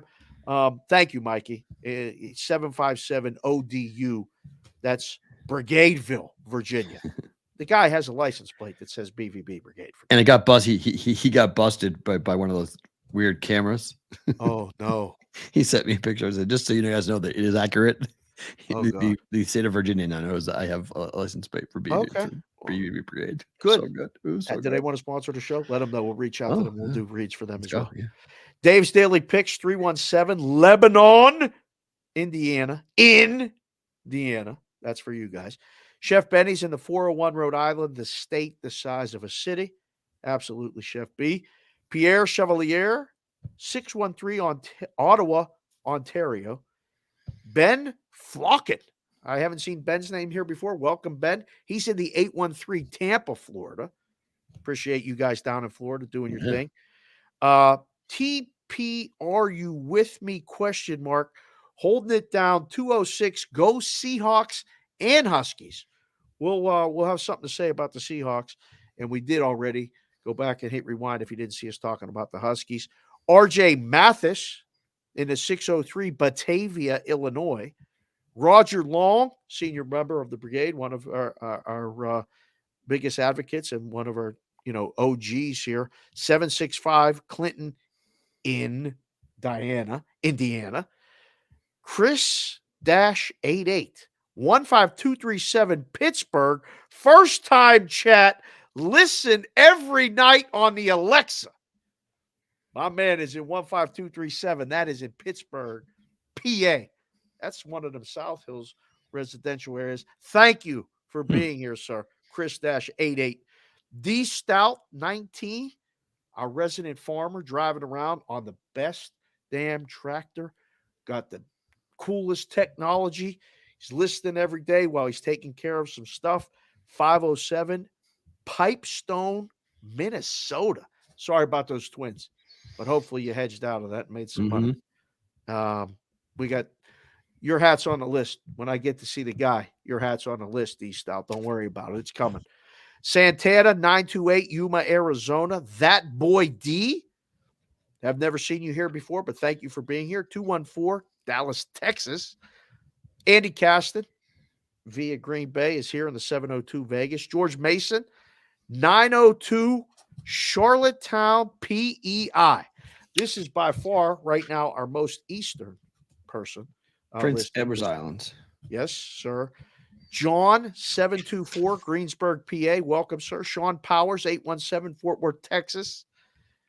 Chris Kramer. Texas. Yeah, Chris Kramer's in the 319 Salem, Iowa. Whoa. IA is Iowa, right? Yeah. All right, 319. Football guy 97. Thank you, sir. He's the chip guy. 717 Lancaster, PA. Thank you again for that tweet, too. You tagged Sports Grid. The show is ready for prime time. We appreciate you telling everybody that. Tell some more people. And, you're on the list. I already got to get you a hat. We'll get that taken care of. Patrick M, 615, Nashville, Tennessee. Nashville, Tennessee. Is that our first Tennessee today? It is. Yep. I think so. Yep. Mm-hmm. It is. Joel Onler is in 319 Cedar Rapids, Iowa. We're taking over Iowa, boys. Thank you again for watching, listening, and being here. Alex Wang is in the 317 Indiana. Not to be confused with the two Wongs, one Wang guy that's in the contest. That's Jeremy. Yeah, that's Jeremy. How sad is it that we got two Wongs, one Wang? We got Pharrell's Onion Story, and just the guy's name is Wang. Awesome. Sorry, Andy. I mean, it just came up. Or Alex. It's Alex. Sorry. J. Dow Betts. All right. He came in with a give me Oregon State money line. CBW 315, Oswego, New York, where it's glorious for leaf raking. It's 57 degrees. That's good weather. And not raining. That's good weather. Yeah. Rain and leaves are the worst. There's not much worse than getting wet leaves. That sucks. That's one of the things I don't miss. No, at all. About the back east. But you guys pick up some leaves and tag the show on the Twitter at Boston versus the Book of you picking up the leaves. Go, you got 3 minutes left. Go. Santiago Garza made it for Roll Call Friday, 970 Grand Junction, Colorado. Corey Macbeth, 402 Omaha, Nebraska. Burr Prezano, 516 Long Island, New York. Justin Elkins, 804 Richmond, Virginia. Zach O'Shea, 563, as Steve Harvey said, Dubuque, Iowa. Dubuque. Yeah. Matt Gentry, 480 Mesa, Arizona. John Serrett is in Oak Hill, West Virginia, but he didn't put the area code. Blue Spader and Mrs. Blue Spader, welcome both of you in a 702. Hope you are having a good day, Blue Spader, as well as Mrs. Blue Spader. JR 33312. That's Johnny Parlay in the 702 via the 513. Quickly, Ross Randall, 978 Amesbury, Massachusetts. Whoa. James Berger, 563 Davenport, Iowa. Rainmaker, 512 Sweet Lou from the 412 Pittsburgh, PA. Bonvie, Ontario. Dave's Daily Picks, 317 Lebanon, Indiana. And Jason Petty, 864 Spartanburg, South Carolina. We're picking up some South Kakalakis. I love it. That's it. That's all I got. 1, 2, 3, 4, 5, 6, 7, 8, 9, 10, 11, 12, 13, 14, 15, 16, 17, 18, 19, 20, 21, 22, 23, 24, 25, 26, 27, 29, 30, 33 states, 2 countries. And our English guys aren't here today. Okay. The England guys, and Leighton's down in Australia. He's sleeping. Arizona, 7 people in Arizona. New high. Arizona won this week? Arizona won this week. There we go. AZ. Indiana came in. Indiana, a bunch of 5s. 7. Indiana's 5. Iowa's 5. Pennsylvania's 5. Got a bunch of people in those states as well. Heath Bierce just came in. 563 Davenport, Iowa. Okay. Iowa's got 6 now. So that's 1 behind. So still 7, Arizona. Congratulations. Good stuff, guys. Thank you so much. Roll Call Friday. Bonus time. We're just getting started. Yeah, we're not done, guys. we got a lot more coming up. But for you guys who are on Sirius XM and Sports Grid, we'll be back next week, same place, same time. Hit subscribe, and if you want to be a part of the show next time on replay, come in live for Roll Call Friday on our YouTube channel at Boston versus the Book. If you are live, you guys get bonus.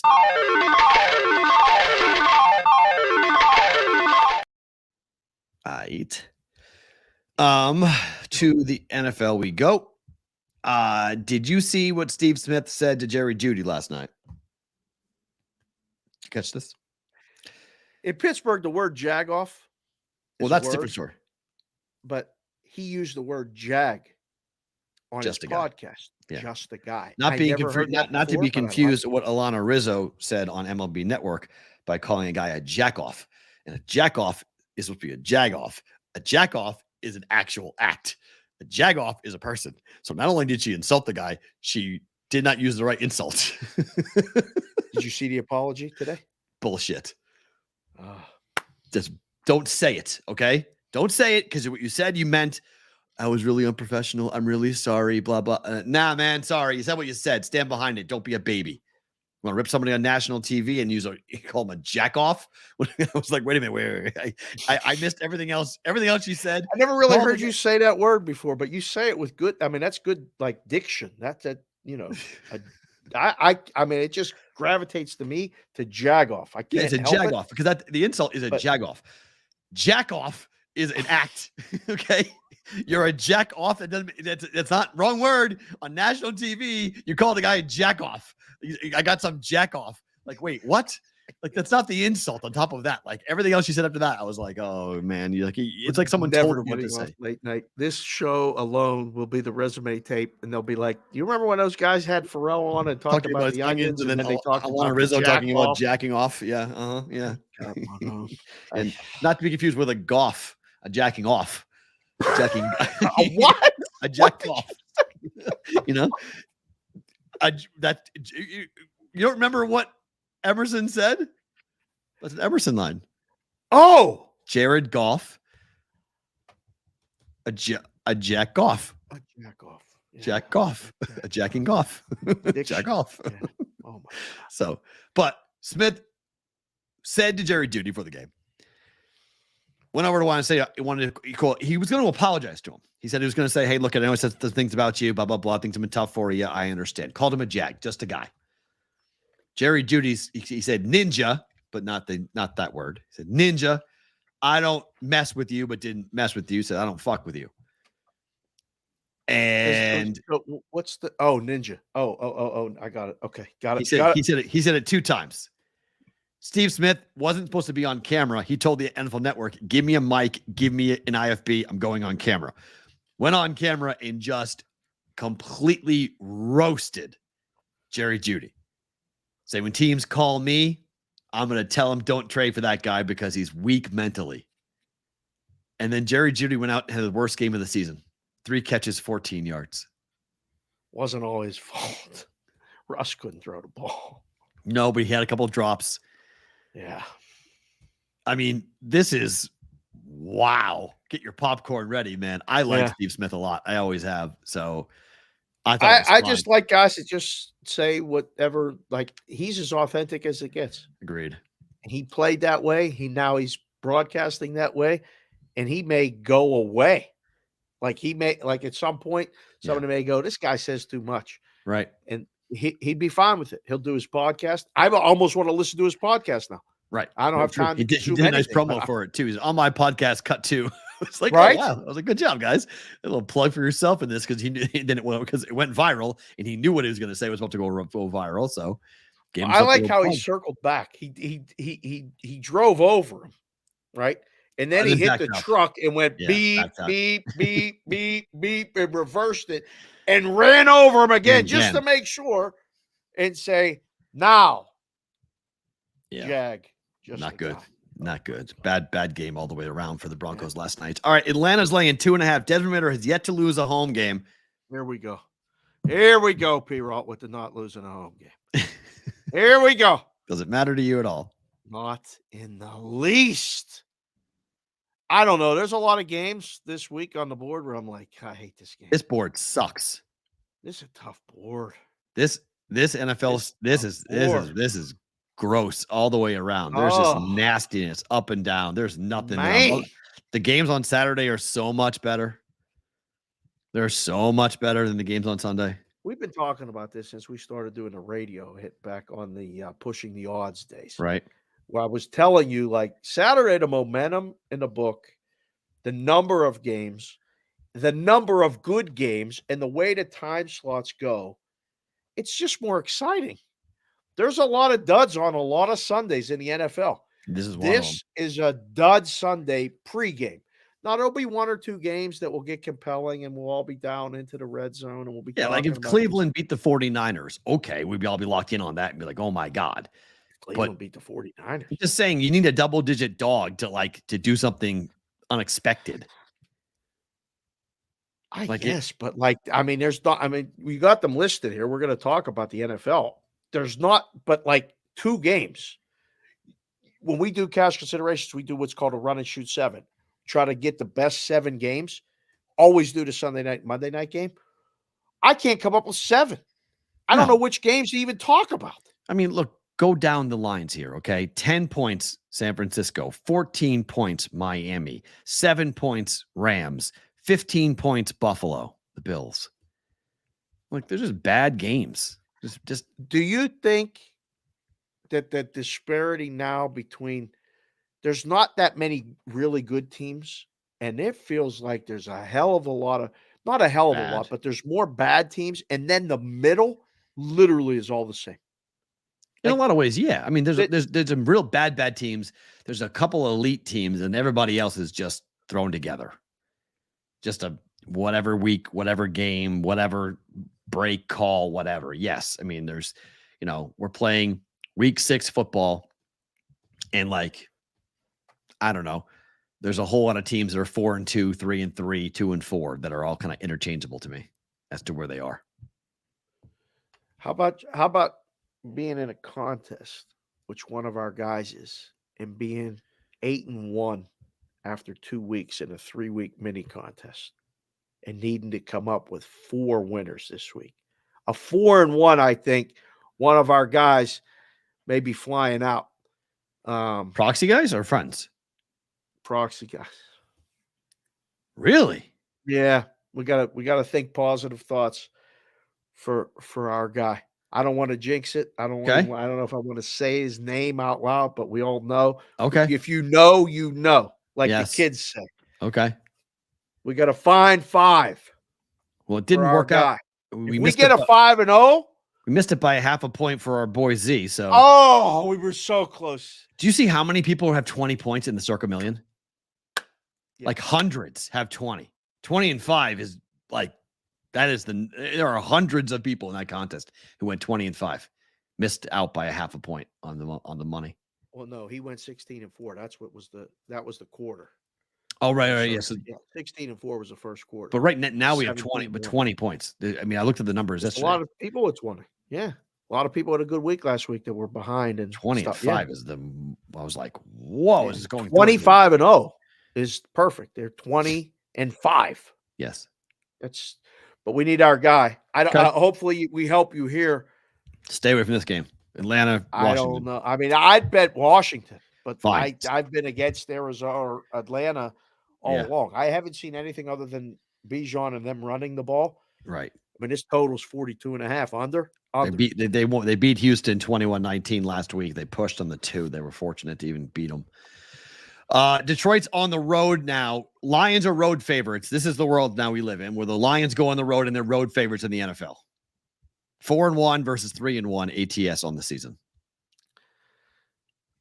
This is painfully obvious to me. Detroit? No. You like the home dog?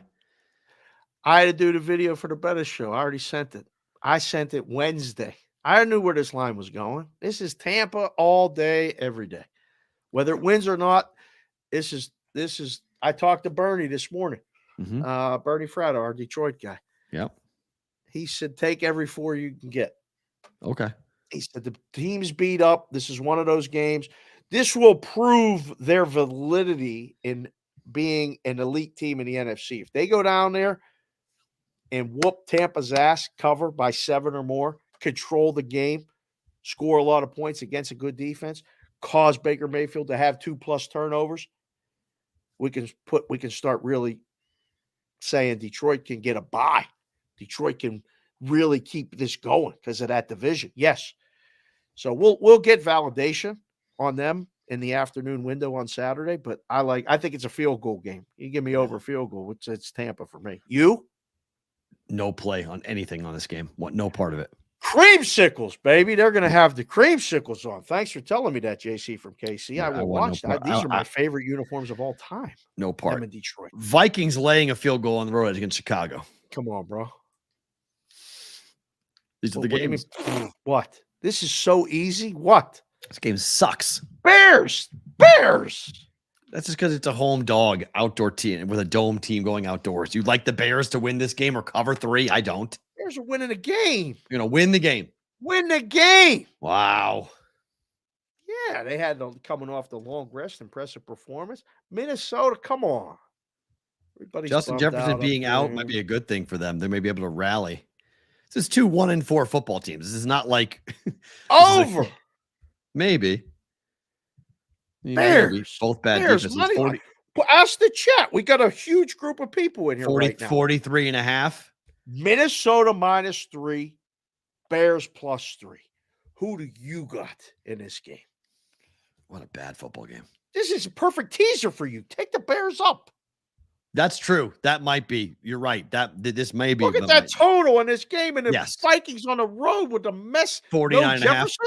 Yeah, this is possible. Yeah, this could be either a same game teaser or potentially taking it into just a teaser leg on. I can't believe the line. How is Minnesota favored? Because it's a pick'em game. I mean, the only win for the Bears was last week, and they whipped them up on Thursday Night Football. They should have beat Denver. They gave that game away. I think that they should have 2 wins. Okay, but they haven't won at home yet this year. They've lost 2 heartbreakers. Bears, Minnesota, Bears outright, Bears, Chicago, DU. Wow. All right. Bears are going to be a popular pick. I'll say this. Bears are going to be a popular pick in the contest. Public dog? Bears are going to be popular. I think opposite. I think Minnesota will be one of the top picks. Now, but everyone knows that Jefferson's gone. He was their offense, and he's out for a month. Oh, so they may pick the Bears in that because of that. They're going to fade the Jefferson injury. That's my prediction.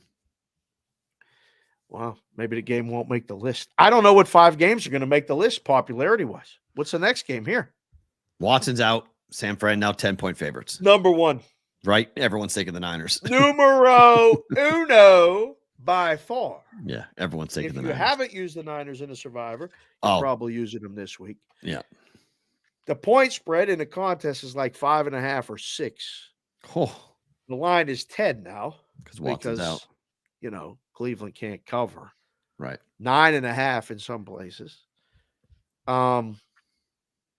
I don't want to be that rhombus or parallelogram, but I like Cleveland. Well, it's a defense. You can. I don't hate it either. It's just a backup quarterback situation that's scary.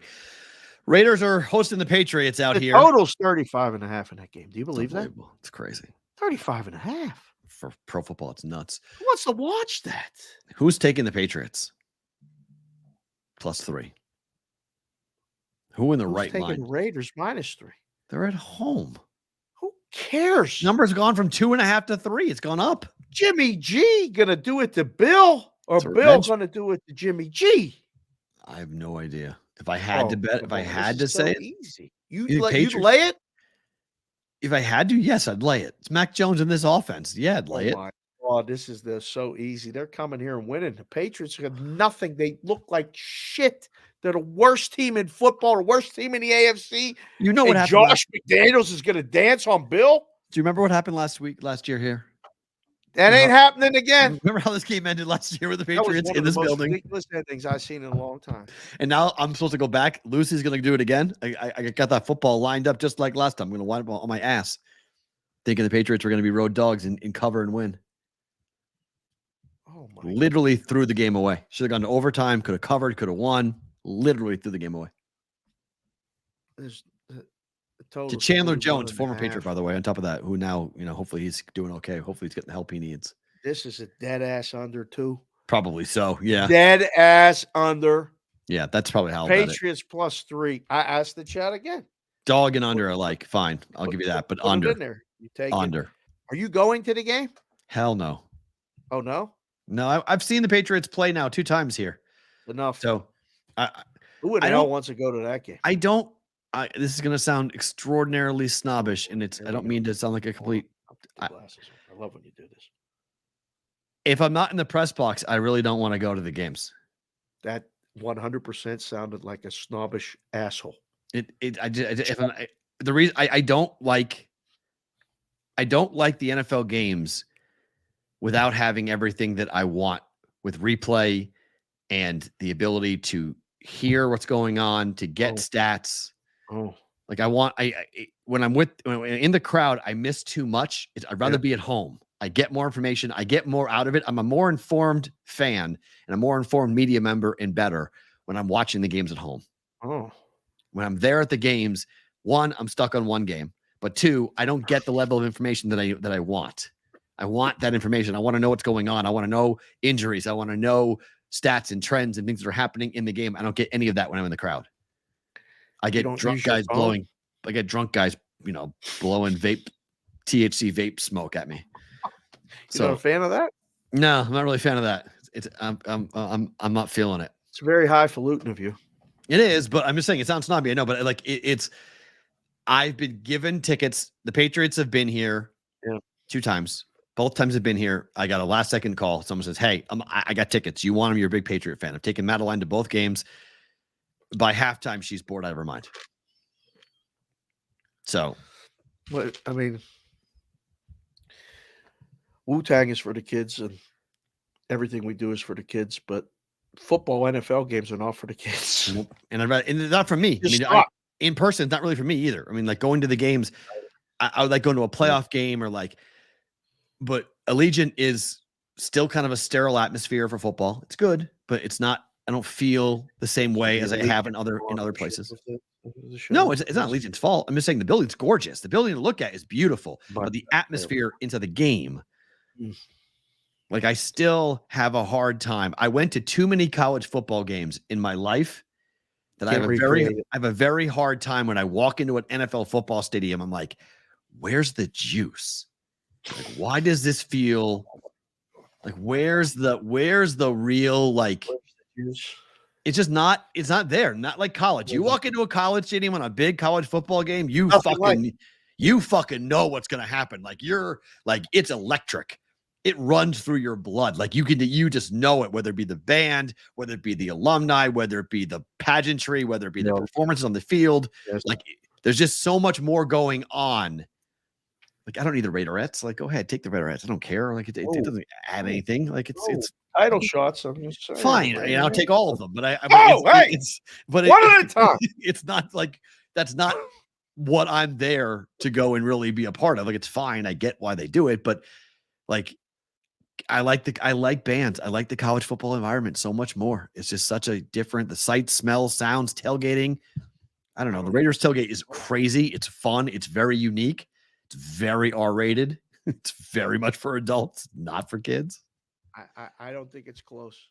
I went to all the game. I went to every game that I could while I was at Penn State. I did not miss a single game when I attended school there 5 years. Went to every home game. Went to road games. Went to bowl games. I've been to NFL games. I just went to the Steeler game the other day, but I sat in a box. It was nice, but I actually. I like to give you shit when I disagree with you. I will give you credit when I agree with you. I agree 100% with you. I just, I love taking the kids to the baseball games, to the hockey games. They don't even want to go to the games. You want to go to the Raider game? No, they've been with their friends. Night games, Raider game comparison. It's not even fair. It's not. Night's games are so much better than the Raider games. It's not even a question where I'd want to go if I was picking hockey or football. Kick me to hockey every time. Right. Time now for better.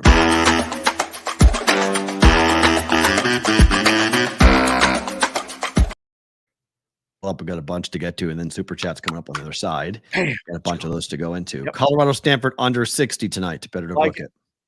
Bet it. Bet it. Although you were making me crap for it earlier. You're saying you were all good. You were all worried about it. What do you mean? You made the case that Stanford runs the ball. They're not going to be able to score. 40-10 final. Listen to what you said. I said under. Okay. Penn's Caps under 6.5 tonight. I've gotten my hockey roll and hit 3 bets in a row for hockey. Yeah, yesterday was a good day, right? Swept the board. Yeah, it was a good day.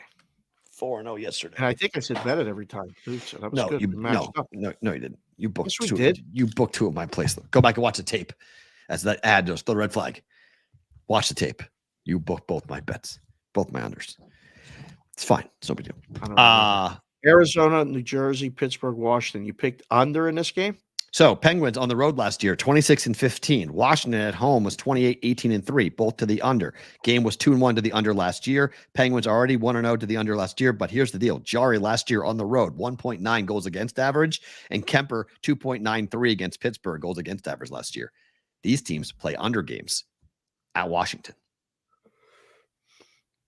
Goalies confirmed. Jari confirmed. Lindgren expected. Oh, so they flipped it. It's not Kemper. Still like the under because of Jari. Lean to the Penguins to win the game. Good luck with that. All right, we'll bet this one too. Okay. UMass plus 42 against Penn State. What do you think I'm going to say? I'm booking this. You're booking? Have to. I mean, what am I going to do? I'm going to come on the show. This is our show. Your school's playing my school. I'm going to say, take the points against my school.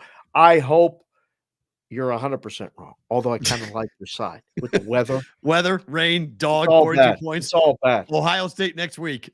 Look ahead spot. Penn State wins the game 30-0. If this game is a dud, if Penn State, if Ohio State rolls in their game, Indiana. Penn State looks like caca. No, Indiana. The number will be higher. Ohio State number will be higher. Yeah. And Penn State's going to get more points. True. But although the number's already determined, it's Ohio State -6. Wow. Yeah. It's maybe 7. I don't know. They're going to play with the number. State. I think it should be less. Probably might come 4.5. Who knows? McCord throws a pick. What? Oh, you're frozen. Oh, my God. Snap your fingers. That was a perfect show. 2 hours we've been on this thing. He didn't freeze once.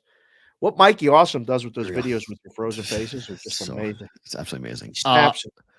Go. Auburn plus 11.5 against LSU. Why? Auburn plays hard against LSU, just like they play hard against Georgia. Ah. I was on Auburn against Georgia. I'm going on with the same situation, even though it's on the road versus at home. LSU doesn't have a defense. They can't stop anybody. They really don't. They can't stop anybody. They really, really don't. Jeez. What's the number? I got the Docs parlay too. 11.5. We'll do that. Okay. Docs ice cold though. I know. This is when he's due. Let's see. LSU. Is that a night game? Should be. Oh my. Normally 4 o'clock is. Eastern, 7 o'clock or 7 o'clock Eastern, 4 o'clock Pacific. 199, 200 game number. Numbers come down a little bit now. It's 11. 11.5. LSU blow up. Good luck. Blowout. No. They win by 14 or more. Okay. Don't see it. North Carolina laying 3 against Miami. Have to think this is a side, Bennett. Have to think this is a side at home. If it's not, bummer for North Carolina. We'll be on Sports Grid later. Perrault will have if he has the baby blue on, North Carolina's good. He's undefeated. Oregon, Washington over 66. Is it that easy? I don't know. There's no defense. It's a Pac-12. It's 2 elite quarterbacks. We're not seeing a defensive battle here. This is a fun football game. This is gonna be awesome. I hope it lives up to the billing. I already said that. What's the case for the under? This is a bet it. That one team blows the other out. Yeah. That's the case for the under. 41-17. Yeah, one team routes the other. I just don't think either team's getting routed in this game. Be surprised. Wow. I don't know. Ask the chat. We got a lot of people still in here. I would say over. I don't like the number, but I'm leaning over. I am absolutely due to fall on my face at some point. I'm 32-15 in college football. Like I am 100% due to Koloff. I'm hitting it 68%. Like this is very, very unusual. Completely jinxed the whole thing by saying it out loud. Why would you say that? Leaving any of this shit. It's Friday the 13th. I'm worried about jinxes. I don't care. Black Cat, Friday the 13th, jinxes and bullshit. It's all nonsense. Oh boy. Just telling you. I'm due to have a bad Saturday at some point. I haven't had a bad Saturday in a while. I've had bad Sundays like crazy. Haven't had a bad Saturday in a while. This is a bad week. Go ahead, keep saying it. That's no This is a effect. tough week. Bengals -3. I'm wearing the hat. What are we missing with this game? I don't know. I like Perrault and company to go at home taking care of Seattle. I feel like something's missing in the equation. They're betting the dog. They're betting the dog here. Okay, bet Seattle. Are they betting a number or are they betting the dog? Because it was 3.5, now it's 3. Well, no, they're taking. I mean, there's places that are 2.5 -3. They won't do it. They're doing the juice right now. The places that do the juice, it's -3 is even money. Ooh, like it. You lay 20 if you take the dog. Like it. I like Cincy, but I'm cautious. Like I wouldn't use this in a contest. I had it on my list to use in that other contest that I'm in, and I took it off because I said this line should be 4. I don't know why. I feel like I'm missing something. So I'll say bet it, but I like Bengals. Houston +2 at home against New Orleans. I like this game under 42.5. Probably so. Saints laying points on the road definitely don't feel right. Texans are hot. Even with their loss, they lost by 2 on the road to Atlanta. Should have won the game. Should have.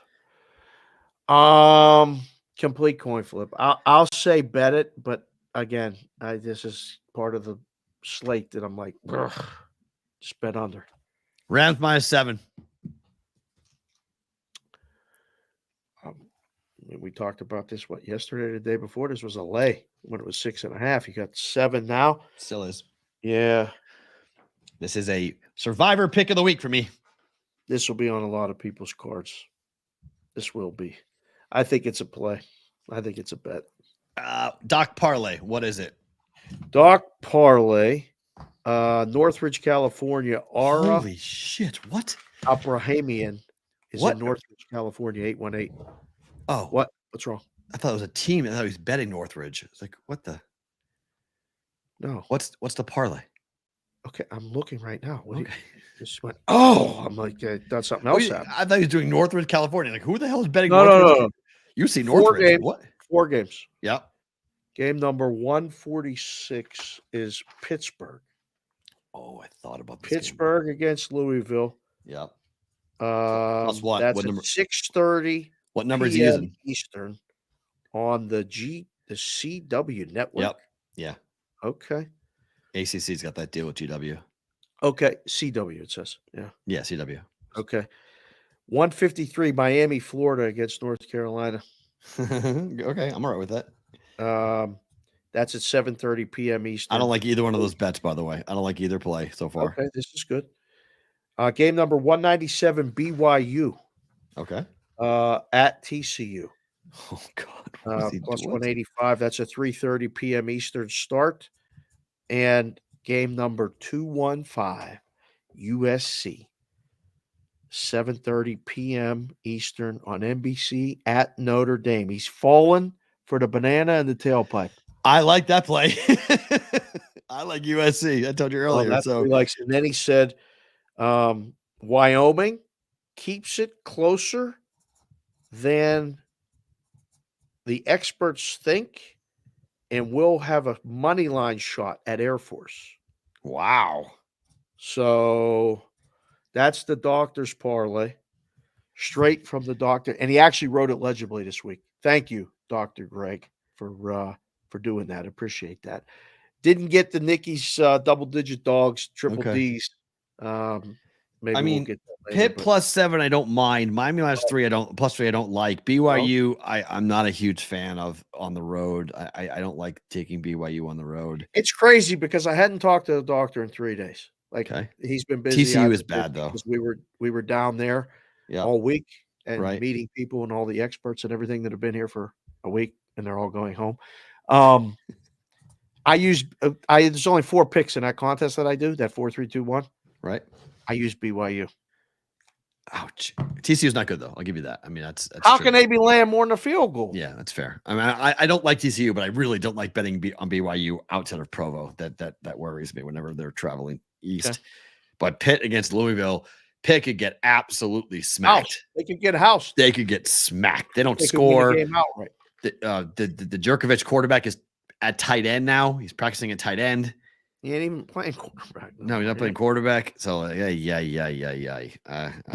Be careful with that this week. Yeah. Super chat questions from you guys. We got a bunch. Let's load them up. Justin said same game parlay yesterday cashed. Better to book it. Same game parlay. Jack Hughes 3 shots on goal. This is tonight. Jack Hughes 3 shots on goal. Dougie Hamilton 3 shots on goal. Plus 102 at FanDuel. They're playing Arizona, right? How is this not cash? I think that's a winner. Okay. Shots on goal. It's all of that damn stat. Sogs they determine what a sog that's is. A winner. Yeah. Thank you for that. Chef Benny. About that on the show tonight. Go ahead. Bull Caca, Penn State OSU is at 12 Eastern next week. Doesn't like it. Wow. That's an early game. That's normal. It's Big Ten football, baby. They love that. Big Ten football. They love putting it at 9 a.m. Pacific. When it's in Columbus, they change it to the night game when it's in Penn State. That's better for you guys. Night games are better for you guys. At Penn State. Yeah. Believe me, I'm going to be so hyped up next week. I already got an invitation to go, but I can't. We can't go. We can't go to the game. Ding, ding. Crunchy, less angry, disgusted beaver with a 20. Better to book it, Sir Sharapan. Let's go. Memphis plus 4.5 tonight. I like it. I was going to bet it. Really? I still might bet it. Yep. I like it at home. They suck ATS, but these two teams will play in the Conference USA champ or the CAA championship game later, right? With Tulane. So Memphis home dog cover? Yeah, maybe win outright. I might pass. I don't know. I think I'd take a pass on that. Colorado laying 11.5 tonight. Got to be the side. Okay. Spoiler makers plus 19.5. Got to be the side for me. Cal Utah under 43.5. Holy crap. Yeah, I like that. Where in the hell's that game? Is that at Utah? Don't know. But they're 5-1 or 4-1 to the under this year. Yeah, Utah's at home. Yeah. Under. Yeah, I agree. I'm looking at that for tomorrow. Maryland laying 13.5. Against who? It's a Big Ten opponent. It's Maryland is playing Illinois. Yeah. Illinois sucks. Illinois is terrible. Terrible. Why is that number? Oh, they started it higher. Yeah, that covers. 13.5. BYU plus 6. You like it. That's one of my favorite plays of the week, boys. South Florida laying 2.5, playing FAU. South Florida. I have no idea. I feel bad when he asks me these questions, and I haven't even looked one iota at that game. Oregon State -3 against UCLA. A lot of people are telling me the dog's super live there. I don't like that. Okay. Under 54.5 in the game. Absolutely like that. Okay. His NFL plays are Baltimore, Tennessee, under 42. Got to be. Atlanta -2.5 and under 42.5. I have no idea about Atlanta, bro, but I like under. Yeah, for the under. Indiana +4 against Indiana +4. Indianapolis against Jacksonville. Why don't I like that? Should I like that? I do like that personally. I don't know. Jags, everyone come off the London trip. Everyone thinks because they beat the Bills, they're going to be on a high. New Orleans, Houston, under 42.5. I think that's my favorite total of the week. Jets +7. I mean, just keep picking against the Eagles. It's your own doing. But they're going to make you work. The game's going to fall 10. Like, what are they going to win by? Your upside of taking Jets is way more than your downside of taking Eagles. Detroit, Tampa over 42.5. Can't get the totals right in the Detroit games. It's hard. I'm betting all of them and reducing my unit in half like Pharrell's turtle hiding. If you don't know, go back know. and listen to the story about his onions. If I cut, I always cut the wrong ones, he says. Right. And also, Devils tonight laying puck line even money. The Omi from last night, the SOBs. We'll talk Cowgirls on Monday. I have a lot of thoughts on that impending debacle. Like the Devils on the puck line tonight. Arizona's going to be competitive. I don't know if it's just an automatic play. New Jersey in regulation, I like better maybe. Okay. Right? JPC, the fourth, one pride. Consiga's right. This ain't the same old Lions, but this has Lucy punking Charlie Brown written all over it. I'll take Tampa Bay in a teaser, and I won't be mad if it loses. Go Lions. Attaboy, Claire Chick. Crunchy again. I haven't finished my alternative line parlay yet. I'll post it in the Discord this week. I may have to use a college football game. Only 2 NFL games fit my model. 0-3 last week, down 1 unit year to date. Crunchy. By the way, Flyers Jackets went under last night, Dave. Did it? Did it ever? 4-2. Total was 6.5. How did it stay under? I don't know. Mikey, awesome. 4 defrozen faces. Love you both. Love the Brigade. And then finally, JPC, the fourth, $5. Speaking of Maloik, Consig, is there any cash considerations with Newbie and Tribal Chief coming out? Tribal Chief is sick. He's feeling under the weather. Newbies was traveling. We're efforting right now. Subscribe to that show too, wherever you get podcasts. The plan is yes, but the time, I don't know. Okay. And that is it for the super chats. Favorite thing about today is what? So my middle one is in Nebraska. Okay. She went for the weekend to do whatever 18-year-olds do with their college friends. I didn't ask. I didn't know. But her car is here. You know the car situation over here. We're constantly moving cars in and out, this and that. It's crazy. We go outside today to move the car and get out my car to then run to get a Dunkin' Donuts this morning. I went Dunkin' Donuts today. It was great. Ooh, okay. Yeah. Come back. Hot Dunkin' or cold Dunkin'? Cold. It's cold. Yeah. Cold. Although they dominate the cold world. Yeah. Hot Dunkin' is average to mid. I come back and the security guy is parked in front of the house. Uh-oh. And it looks like he's going to write up that the car is in front of the house because they're doing something now where because there's too many people parking on the street and whatever. So they're going around getting numbers and tags, whatever. So I pull up and there's a car parked right in front of our house facing the wrong way. Like you got to park, like if you're on the right side of the house, you got to park, look, down the street. You can't, they went down the street and reversed it and parked facing up on our side. So I'm like, first of all, whose car is this? California plates. I'm always sus about that. But my daughter's car is parked there. So I immediately stop and I roll down the window. Like, hey, sir, how are you? Hey, how you doing? And I forget what hat I was wearing, but I was wearing one of the baseball team hats. And I said, you're not writing up us right here, are you? I said, I literally it's been there for 5 minutes. I'm putting it back in the driveway. Please don't put it on the list. In fact, we live here. I'm like a valet every night. I got 6 cars, 6 drivers. There's 8 people that live in this house, and 5 of us drive. Can we please, just drive by? Just drive. When you see this van or the big van, just drive by. No one will know. Give me a heads up. Yeah, park the car, knock on the door. Hey, you guys moving the van? Oh, yeah, we'll move it now. Please, because it ain't there all the time. And he was like, yeah, I think it was the Ranger hat. He goes, what do you think about that Ranger series? I said, I'm not sure why. He's like, well, I like the Astros. I said, thanks, buddy. I appreciate that.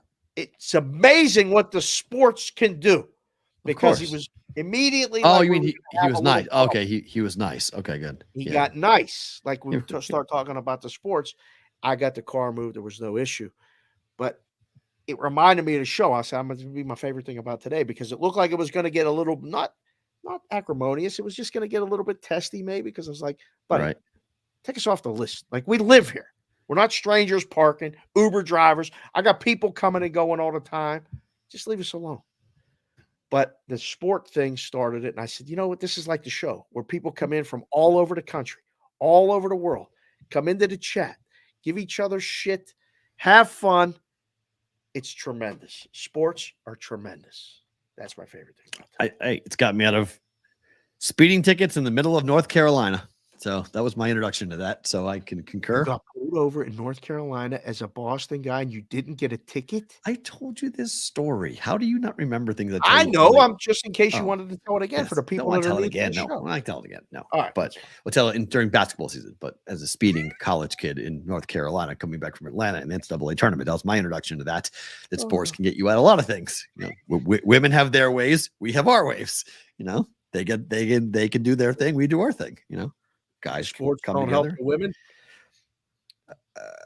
Not in the same way it could, but not in the same way. I mean, like, you know, not in the same way. They're gonna, different ways of getting exposed, if you will, on these things. So, just saying, my favorite thing about today, I love when Scott comes on. Perrault is just too fun, and yes, I agree with Konowinski too, because Konowinski said we all should be thankful that we're not in Scott's situation.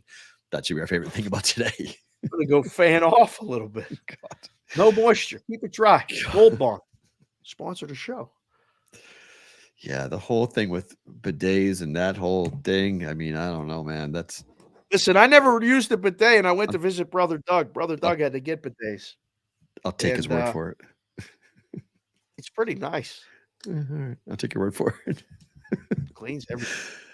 We're back literally in 4 hours. In case you guys want to watch us again on Sports Grid, we'll be back at 8 o'clock Eastern time on Sports Grid. Where you can get it on YouTube TV. You can get it on Roku and everywhere else. You guys can catch 2 more hours of us going through games, watching games, and breaking down games coming up for Sports Grid. If not, we'll talk to you guys on Monday. Enjoy the week.